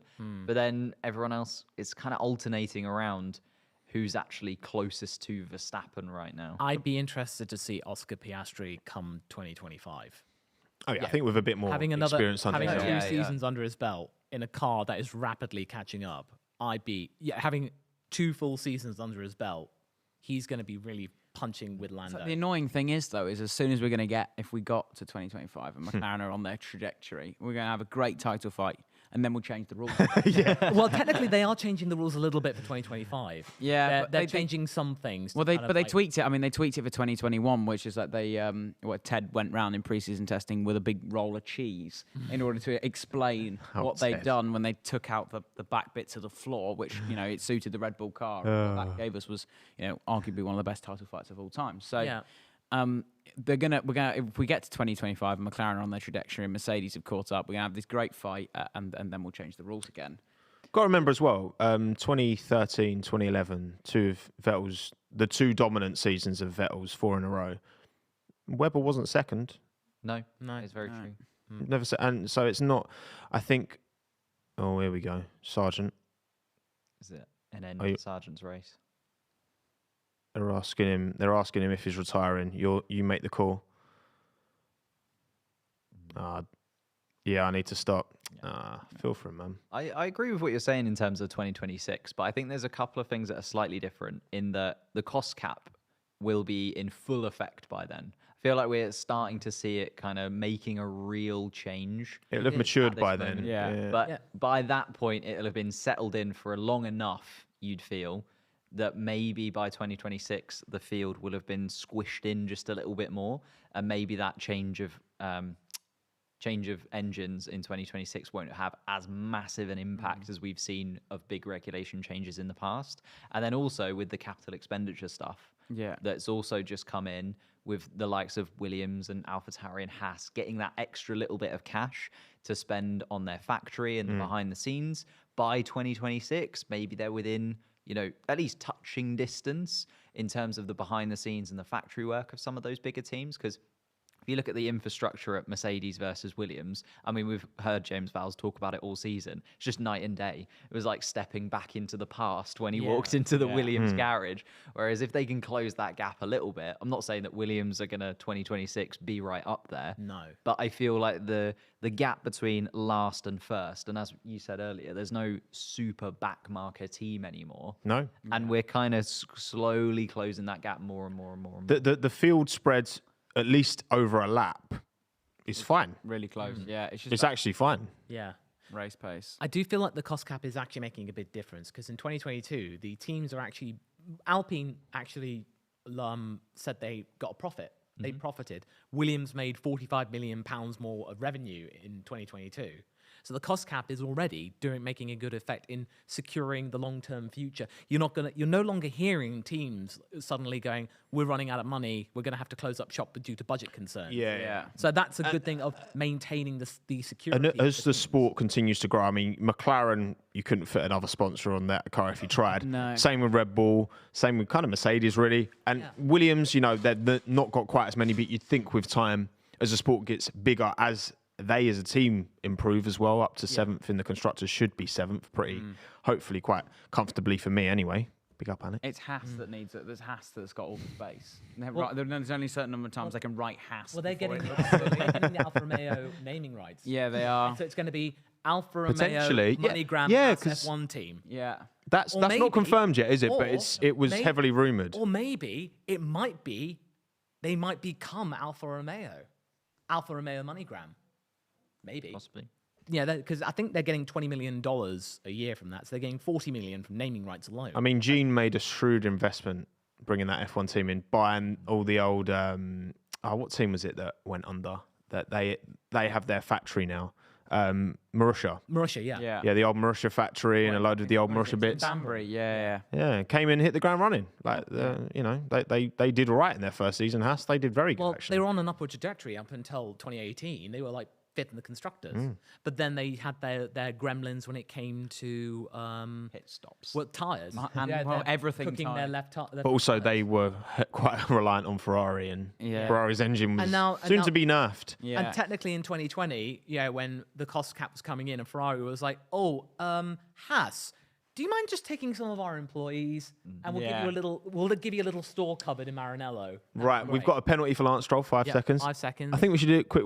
We've not really talked much about the race, have we? Piastri's pitting. Well, this is where it's all kicking in now. The last. Yeah, we're stops. waiting for this last. Yeah, stint. it's all settled in, and now Piastri is going to have to run a set of what have they got ready for him? Hards. And I believe Perez did get another penalty that he's not yet served, I think. Yeah, he got to because he Hugh hasn't Bird served was it. not happy on the radio. No. You're ruining your race or something along Yeah. those lines. 2 seconds. Yeah, he 2 is. seconds. McLaren have been on it race. today. And Leclerc went in as Deal. well. So Alonso. Pierre Gasly Gasly. penalty. 5 seconds. Ooh, Pierre, naughty, Ooh. naughty. Yeah. Okay, so You're going to do well to come out of this race without a penalty. right. Yeah. Piastri's come in. He's going on the hard. So I think Perez is in. This is his first stint with the hards. Yeah. This So is yeah, this is taking him to the end. This is it for Piastri. Yeah, and the others I think have to stop again. Yeah, all of them will. The only interesting thing here with Piastri coming in is Lando Norris now. He's released.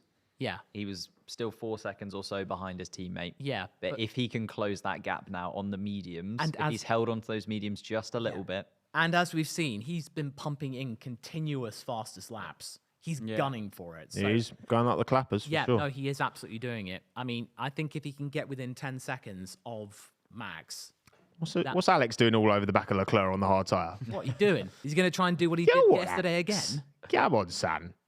Okay, Box Norris. that's there he goes.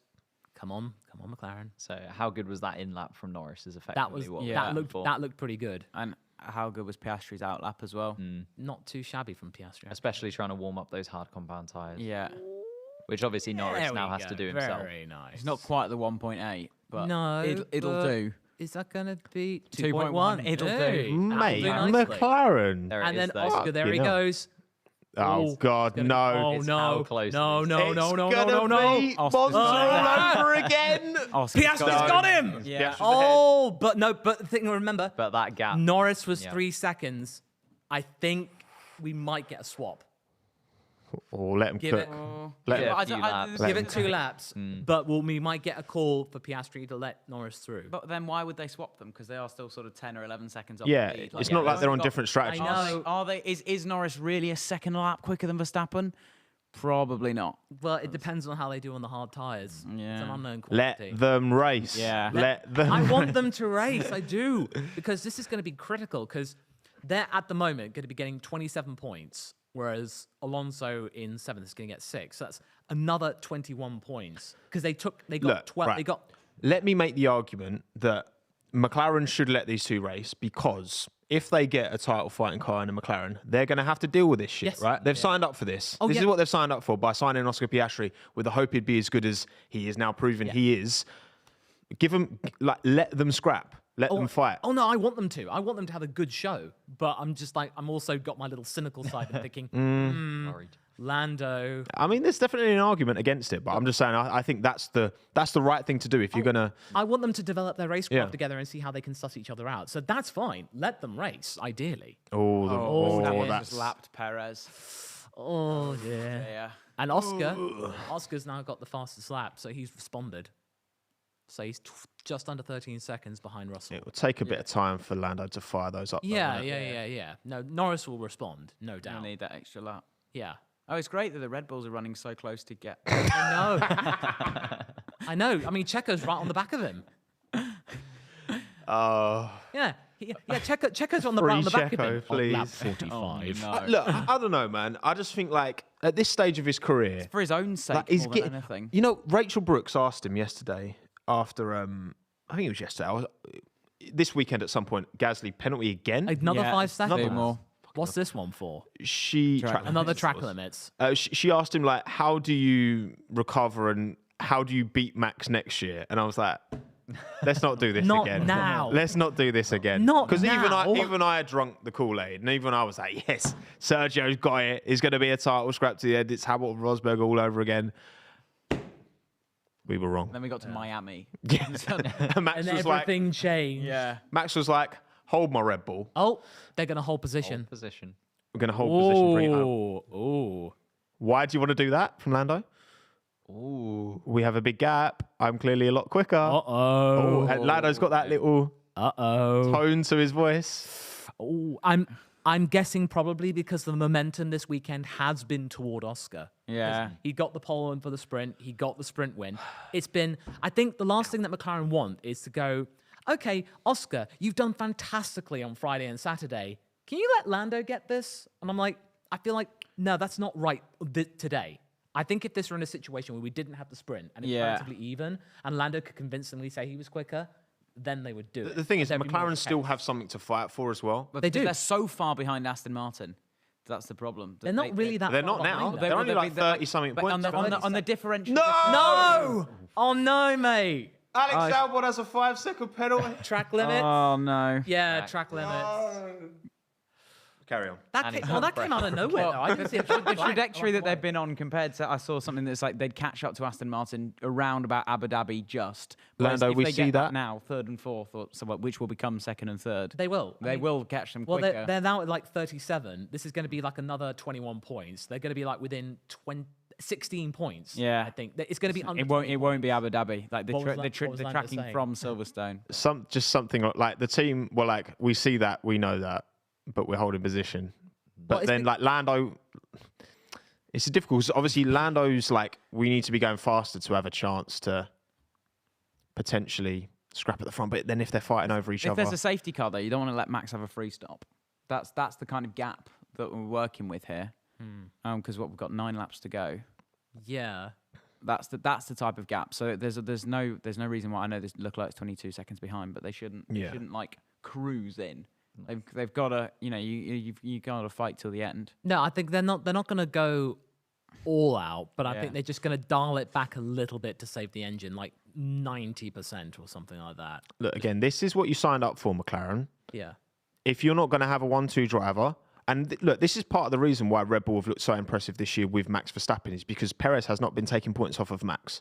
Max is up there. If you've got 2 alphas in the team, which it looks like Piastri's got he's close. right? I don't think he's as good as Norris yet, but he's close. If you're going to accept that, if you're going to take that on, just like Mercedes have, and they've signed up for it for the long term as well, you have to know how to manage these situations. Today they've paid the price, haven't they? Yeah, but I feel like the momentum this weekend is with Oscar. Sorry, Haas's Kev's engineer just said to him some random setup, and he was like, "It makes no sense." I was like, "What?" Because he's probably thinking, I'm not close to points. Why? Oh, Alex. Everyone's getting caught at that one. Yeah, done it again? That's the new painted Kirby bit. Yeah, you're right. Yeah. You're right. That's why. Oh, So whatever they practiced on Friday, they've had no 10 minutes practice. of practice. I'm that they noticing got. Piastri's catching up with George very quickly. Yeah, It's like George needs to he's pit, he's though. slashed 3 seconds off of George in 4 laps since he pitted. Yeah, but George is really making the most of this 18-lap stint. Yeah, Yeah, he is. but Yeah, George's going to come in. fairly he's soon. going to come in. He's going to get that 4th. Stick a soft on. Yeah, he's got his P4, so they were right. Yeah, quite. I mean, Leclerc's 23 seconds behind Lando. They're somehow still going to outscore Ferrari, despite the fact. I mean, Yeah. to be fair, both teams have had open goals and both teams have missed. That sums up Ferrari Mercedes over the last Yeah. 2 seasons, to be honest, isn't it? Bless him. But yeah, Piastri's gone a bit quicker than Norris. But again, Norris 2 seconds behind. He's getting that dirty air. And around a track like this, Yeah. which is so high speed, that's really going to hurt Norris. Well, when he got the fastest lap, he got up to 1.6 seconds back. I think Lando was just taking. I think he's that. been convinced. Yeah. Yeah. by the I think team. he's probably realised that maybe this weekend, don't make any mistakes. Just get the 3rd. Get Again, P3. look at George taking George his on the hands off the steering wheel. wheel. Down the straight. It's a physical one, this. Yeah, he's probably preventing it from cramping. Yeah. Yeah. It's a physical one, this race. Yeah, but yeah. look, again, McLaren have something to fight for. So I get it, but also you're going to have to... It's an impossible task, isn't it? Yeah. With two top quality drivers to Yeah. actually manage. No one's ever managed that. McLaren couldn't back in the late 80s, early 90s. they're with very much aware. Senna You know, Prost. when they were ding-donging at turn 1 at Monza, Yeah. they were all Stella just came down hard on them, and then I'm thinking they've seen this before. McLaren are the team to know how to handle this, and I feel like they probably are now thinking. We were expecting this at the end of 2020. But it's an impossible Not right task. now. Not right They didn't now. handle it with Alonso and Hamilton in Yeah. a big way in 2007. And Yeah, you know, but it just feels like the dynamic is changing 1 year too soon. Yeah. Like they weren't expecting Oscar to be this quick on his 17th race.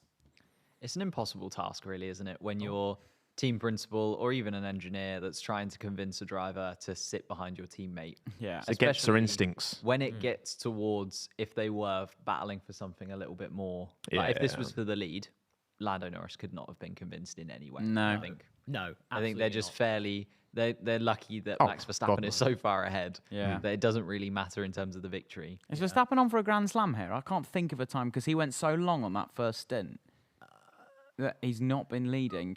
I know Albon was leading for a couple Oh of laps. yeah, of course Remember? that crucial moment. Was he ahead at the finish line? Pivotal. He was ahead on the no. timing screen, and that's what matters. No, I don't think Right. it was. It wasn't one full lap. That's what matters. But, Right. Yeah, you get that screenshot. but the thing is, though, do the Grand Slam, does it count with the sprint races, though? Good Yeah, point. Oh, Does that yeah. count? Verstappen box. But then it's the argument, does the sprint race count as a race? Because that was Yeah. the other thing that I think maybe frustrated Lando Norris a touch was they were basically like, oh, so Oscar's won a race. When are you going to win one? And that was from Nico Rosberg. Yeah. And I'm thinking, Nico, chill. That's what he does, man. He Rosberg's stirs that massively pot. an Oscar Piastri I mean, fanboy. I'm on my channel. I'm just like tippy-toeing. I'm like, maybe this might affect Lando a bit. Nico just going with the hardcore journalism, going like, well, Oscar won. He can get away. He can get away with right? it though. He can get away with it Of course more he than can. like almost anyone, given Yeah. what happened with him and Hamilton. Of course, yeah. He's No, a one he driver. can to relate, get away with it. yes. Oh, they love did the that. 360 Show off. camera. Oh no, I bet it's the same cameraman who did that thing and then turned to Checo in the garage. It's like, hey, look what I can do. First time. 4.1 stop for front- Verstappen. Front They- left oh. didn't come off. Oh dear. Yeah. Oh dear. Is he going to be under threat? Here Oh, comes it's- Piastri round the final call. And it's Piastri coming down the start-finish straight. Can he actually take him? No. I mean, No, he's got to the finish line. Maybe. look, given how far we are into the race, he's not actually that far. Yeah. He's actually. But he's on mediums. Yeah. Yeah. He will open that gap back up. But are they new mediums though? That's the thing. Or- And or- Russell's gone on the softs. Yeah. He's going for the He's going for the fastest I think lap. we see here the front left didn't come off. Yeah, sticky front left. I think this is the first little snafu I've seen at the Red Bull pit stop for Max this year. Yeah, because obviously they had their 13-second stop in Austin last year. Russell's feeling it, isn't he? He's getting a bit, it's getting a bit steamy on there. It's a sweat. He's feeling the sweat on his visor. It's raining. It's raining. Like in Spain. Getting some air in. Yeah. Yeah, it's a tough one, this race. Tough one. There's just no relenting. There's one corner that's at less than 100k. Yeah. It's almost like kind of Mugello-esque in terms of the G they're pulling through these corners. Yeah. You know, you look at who got pole 21? Was it Lewis? It was 20. Yeah, Lewis. What here? 21. Yeah, Yeah, Lewis here. did, yeah. Like seeing that car was just on rails around here. And Yeah. it's like it looks like it's on 1.25 speed. Yeah. It's crazy. Around the outside. Oh, sparking. Stroll and Gasly again. Gasly's gonna have We're to getting. give that I'm back. getting major Silverstone flashbacks here. Yeah. Gasly's gonna have to give that Two back. angry boys, Gasly and Stroll. Oh, he's not gonna give it back. No, nicely, he's no. not. He's not gonna give no, it back he's at all. not. It looks like he was And going do to you give know it what? back. You know what, lads? Piastri's catching up. What are you two playing at? 3.8. He was 4.2 at Yeah, the but beginning of the lap. Verstappen will get those up to temperature. I know, but Inevitably. I know, but don't count that out yet. Do you reckon Gasly just there thought, oh, I could give it back to Stroll, or I could just try and drive off into the distance he's going- and set the 5 seconds, He's get going, the 5 I seconds. can do that. However, Yeah. I mean, He's definitely off the track. oh well, no, he knows it's Stroll. At and no he's point not is gonna- Gasly ahead. Like he has to. Yeah, he will get a No. penalty. No, if he that doesn't get the momentum position. is just. Carlos Sainz on the He's race the one engineer. dictating the strategy. Exactly. Yeah, he's helping Charles out. We are not checking. We are making decisions because I'm on the pit wall. Perez has gone from 13th to 12th in a. Yep, Joe's the last mandatory pit stop and Yeah. he's pitting from 7th, Yeah. 8th. So I don't think Alfa Romeo. Bottas though. Alfa Bottas is Romeo on for points, P8. yeah. Bottas is on for P8. Not bad.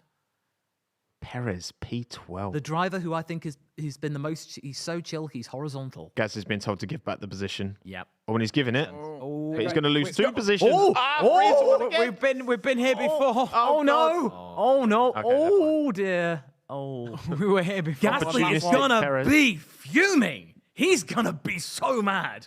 Yes, and he has that capacity. Perez is just weaving all over the place. My goodness. Oh, we tried to send up the inside of turn 5, Don't which do is that to not. Stroll.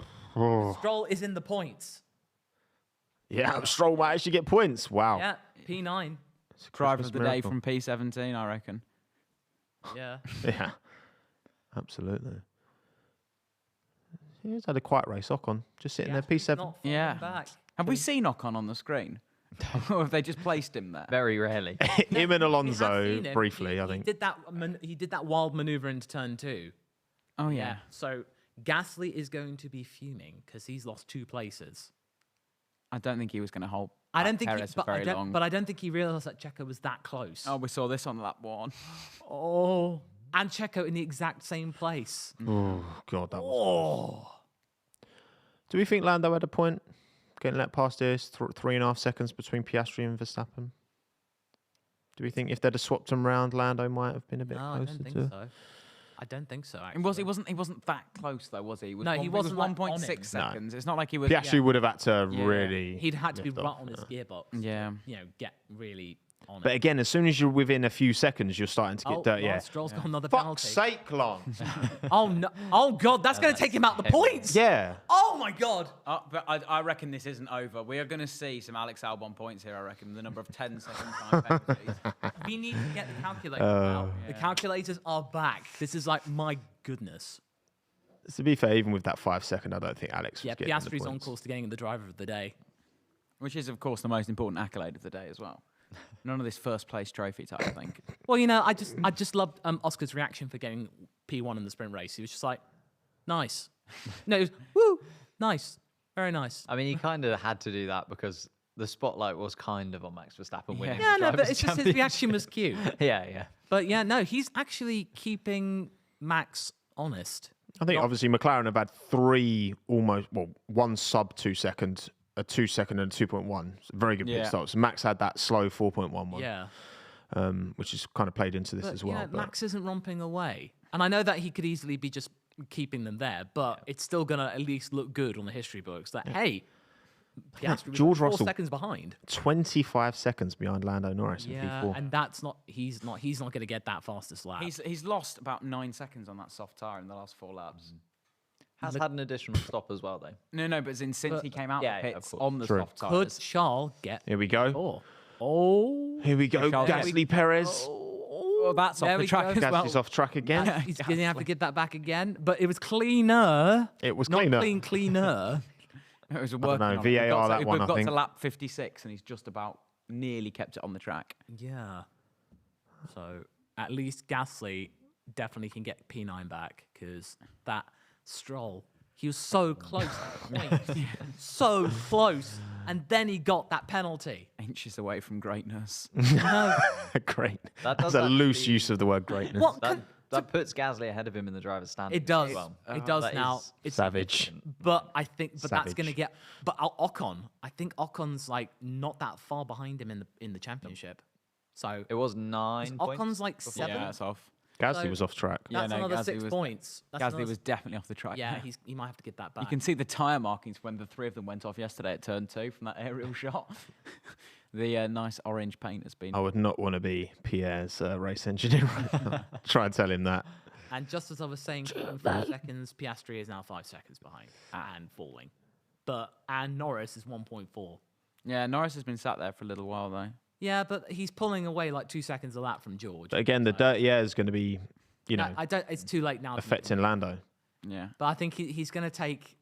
He's got the fastest lap. So, actually, I think what Lando will do here is probably finish within a second of Piastri. To make and a then point. almost be like, look, I could have. That fastest lap. Make a point. It's just Assert dominance. Yeah. There we go. Max fastest lap. No, Verstappen got told to do the fastest lap. Oh, sorry, wasn't concentrating. yeah. Sorry. Oh, sorry. Like when my they bad. used, like them when they used to tell Vettel to slow down, so he'd pump in a fastest lap. And- This is huge for McLaren. Both Yeah. cars I 6 seconds off of Max. I've been around as a McLaren fan when Alonso went to McLaren in 2015. I've suffered through the dark ages. the very dark days. The 4 dark ages. 2015, 2017, 2022, and the start of this year. This is fantastic to see. This is making me think this is real. And apparently Lewis has tweeted he's taken 100% responsibility. Oh, okay. That's big of him. Yeah. That's big of him. Not bad. He doesn't want to start World War III because No. between the two of them, it's got quite fractious recently. Yeah. I imagine that Toto's had a word with them both and Yeah. say, we need to keep a lid on this. Yeah, I think Lewis watching that back. There's literally nothing George could have No. done. Yeah. So No, as we said, like it would. I mean, it makes his race. He has to do it. So it's like Yeah. you balance it in both hands. But I mean, he has made the mistake, hasn't he? So. Yeah. And here we go. Max is going round the last corner to take the victory. And he's just gonna be his Max Verstappen champion. wins as a champion, takes the race, thoroughly deserved. Max Verstappen special once again, and Lando finishes just over a second clear Victory. behind Piastri. Fantastic. First win as a 3-time champion. Yeah. Double podium I had from no McLaren. faith in McLaren, I'll be honest. Another in my predictions. consecutive double podium. I was wrong, yeah, man. Like they're cooking. What that is, so that is 33 points for McLaren, Yep. 26 for Oh, Red. Oh, Perez has jumped Joe at the end. Does that mean Joe gets a point? Yeah, Joe gets a point. Stroll and the Alpha Gasly penalty. Ramid.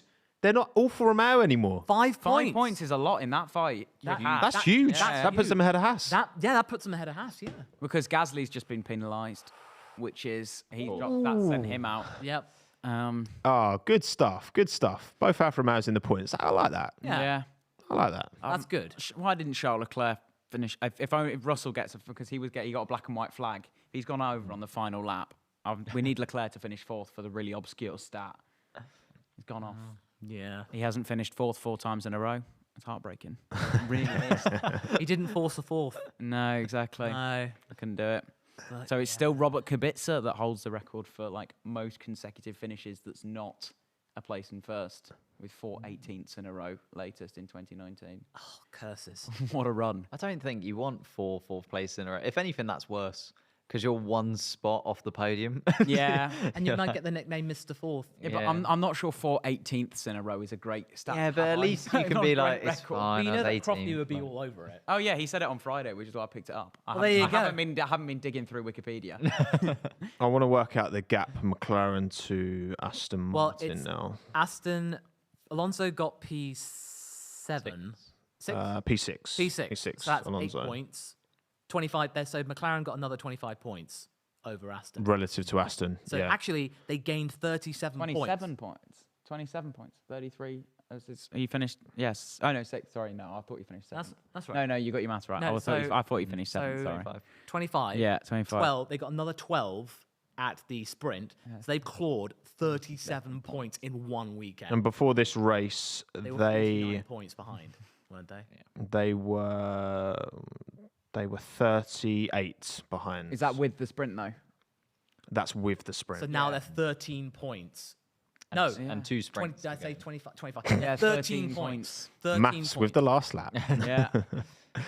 There you 13 go. points, 5 races Yeah. and 2 sprints, though. So Yeah. it's looking Very good. inevitable. Next race. Imagine telling somebody that after Bahrain, where they finished a DNF know. and P17 with 7 pit stops. It was a good thing I was only just starting out on my journey.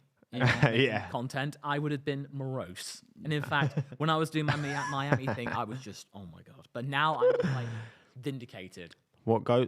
Listen, Papaya fans, I know there's a lot of you out there watching, and we've watched. We've been doing last lap since Spa last year, so we've seen a lot of stinkers from McLaren. But it's good to see him back up the top and much closer to P1 than to P4. Yeah. Which is pretty cool for them. Obviously, yeah, Russell did the extra pit stop, but Yeah, it's frustrating for Mercedes because I feel like they would have actually had some really good race pace and probably would have been in the mix Yeah, with they the would. McLarens. Like, it would have been an interesting battle to see who would have come out on top between the Mercedes and the McLarens. I definitely think that Lewis would have been on the charge for P2. Yes. Yeah. He would have been. That having that soft thing, if he'd have just done hammer time 4 laps and just go straight in, that would have been probably enough to get second place. Yeah, because we've seen that the soft tyre has not held up. I mean, Russell has lost 9 or 10 seconds in a very few laps. even though he pitted so close to the end, Yeah, just didn't have exactly. pace. If it had been going on for another 3 laps this race, I think Charles might have got him. Yeah. So just for, but there we go. Oscar Piastri, This well is done. his this is probably the best weekend of his career. Oh yeah, he's Of his For sure. entire Yeah, career. yeah. Like a sprint win, second place, not that far behind Max. And he's never been here before. and He has exactly, he's never never been touched here. down in Qatar And for this. I think this is him. This is a very big indication that he has started to get over his tire deg thing. And granted, having all of these multiple pit stops has helped. Yeah. But Yeah. this is critical information. And that's just about feeling, tire deg. that'll take time. Like, Yeah, that'll but just gradually improve, at won't a it? tire shredder track. This is vital information. Because I remember, and this wasn't really picked up much, when Logan was at the back at Monaco, they just stuck a set of soft tires on him, saying, right, go around there, learn how the tires wear down. And that was really important. And now I think this is going to be vital for Oscar's development. I mean, I don't expect him to be up in the podium every single race, but I think this is going to get him closer to maybe scoring 100 points this season. Well, look, I mean, Spa was that first moment we really saw, okay, Yeah. this kid's like serious Well, and even he can Austria step up. before that. I'd yeah. say Austria with that double overtake on Leclerc Yeah. and Gasly. And then Silverstone when Hamilton just denied him a podium. Yeah. But I think this is the weekend now where everyone's going to say, look, this guy is probably on par with a rookie season. I would almost say the first season of Max in the Red Bull. Like, this is like proper monumental. Like, where did he come from? Like this moment. Charles, I mean, everyone knew he was going to do it. Yeah. But with Charles, he didn't really have that potential. But in 2019, I would say 2019 Ferrari Leclerc season, similar to what Oscar's doing right now. And that's good. Lando's putting on a brave face. Yeah. He's looking happy. Well, Nah, Lando he's gotta knows be that happy with he that. still has the gap. Well, after, Yeah. well, He still has the edge, I think. after Yeah, look, gotta after play the long snafu game. in the sprint and in qualifying, to come away with a P3, it's still a podium. It's like, okay, this is good. Look, these two need to look at what's going on at Mercedes and be like, we can't allow this to deteriorate to that level because it's not good what's going on between Lewis and George. They've had far too many touch points. Well, yeah. Yes, Lewis has put his hand up this time, but like this can't keep happening. And McLaren can't allow that to, which it can do with two top drivers. That's the thing. The narrative between George, the narrative that George was pitched when he got to Mercedes has changed completely. Yeah. The whole way it was probably perceived to him was that Lewis will move aside come 2023, and you will then assert the role of being the lead driver. Now that they both extended and Lewis has extended, that's been extended even further. So now George has to play the team game for another 2 seasons. He's thinking, how long do I have to wait? And it made me actually He's going to have to keep waiting. Thinking away as a what if. If George had been kept at Williams for 1 more year and Bottas was in Mercedes for 2022, do you think that Bottas, because the thing I think that the zero pod thing was kept for a little bit longer because George was pumping in the consistent top 5 starts to make thinking maybe there is something to this. But if Bottas was there, not doing as well. But also, Bottas was Bottas in 2021. Yeah, no, exactly. He needed, as like Perez now, he needed to move for his own sake more than anything else. No, I'm glad that he did. He seems happier, and that's what I want for Valtteri. Yeah, I want him to be happy. With the mullet and the mustache. Right. Hey, life choices. Boys, let's look at our predictions. Let's reflect. yes. I'm not feeling confident, Okay. but okay. Hey, there you go. Wow, I'm actually joint first. Oh, There we go. I'll take pick. Wow. Okay. JB, you've somehow managed to be fair, you didn't back Lando. I didn't back Lando. Law, you back Lando too much. yeah, too much. And almost a Wednesday prediction. That would have been clutch if you'd come through on a Wednesday prediction. At the very least, That would have been 4 of the insane. 5 drivers were in the top 5, just not in the right order. Yeah. Yeah, but only 4 of the 5 drivers were in the race. Fair point. Right, sweet. I think we should wrap this up now. We're going to shoot the podcast right after this, which will be coming out on Tuesday. So if you're watching live, make sure Tuesday about 6 p.m. we usually put it out UK time. Boys, thank you very much for joining us once again. JB, where can the people find you? Not applicable F1, all over there. Instagram, Facebook, whatever you're doing. Facebook? Why have I said Facebook. Facebook. MySpace. Yeah. Pixo. Okay. Yeah, I said Facebook, and then I instantly regretted it. And I'm glad I've done it on a live stream. There we go. See, you're not editing that one out. Law? You can find me on YouTube, Law VS, and you might find yourself you might find me in your feed as the guy going up the ladder. Yeah. Or Law VSX on Twitter. You can find me there. The attic man. Yeah, various things. Yeah. And James? Yeah, so I'm James NS19 on Twitter, and then there are some old James NS YouTube videos that has not been touched. There's collecting dust there for a while, but no, I'm now on singleseaterspace.co.uk, and then you can find all of my articles on there. Love it. We've got links in the description for all 3 of these boys. Thank you very much for filling in for Niran as well. Hope he's having I'm sure he's a few Jaeger bombs deep in a beefer, and that's the only way it should be. Thank you all for joining again. Podcast on Tuesday about 6 p.m. Don't forget to drop a like on the stream as well. It does help us out, and we'll see you next time. Goodbye.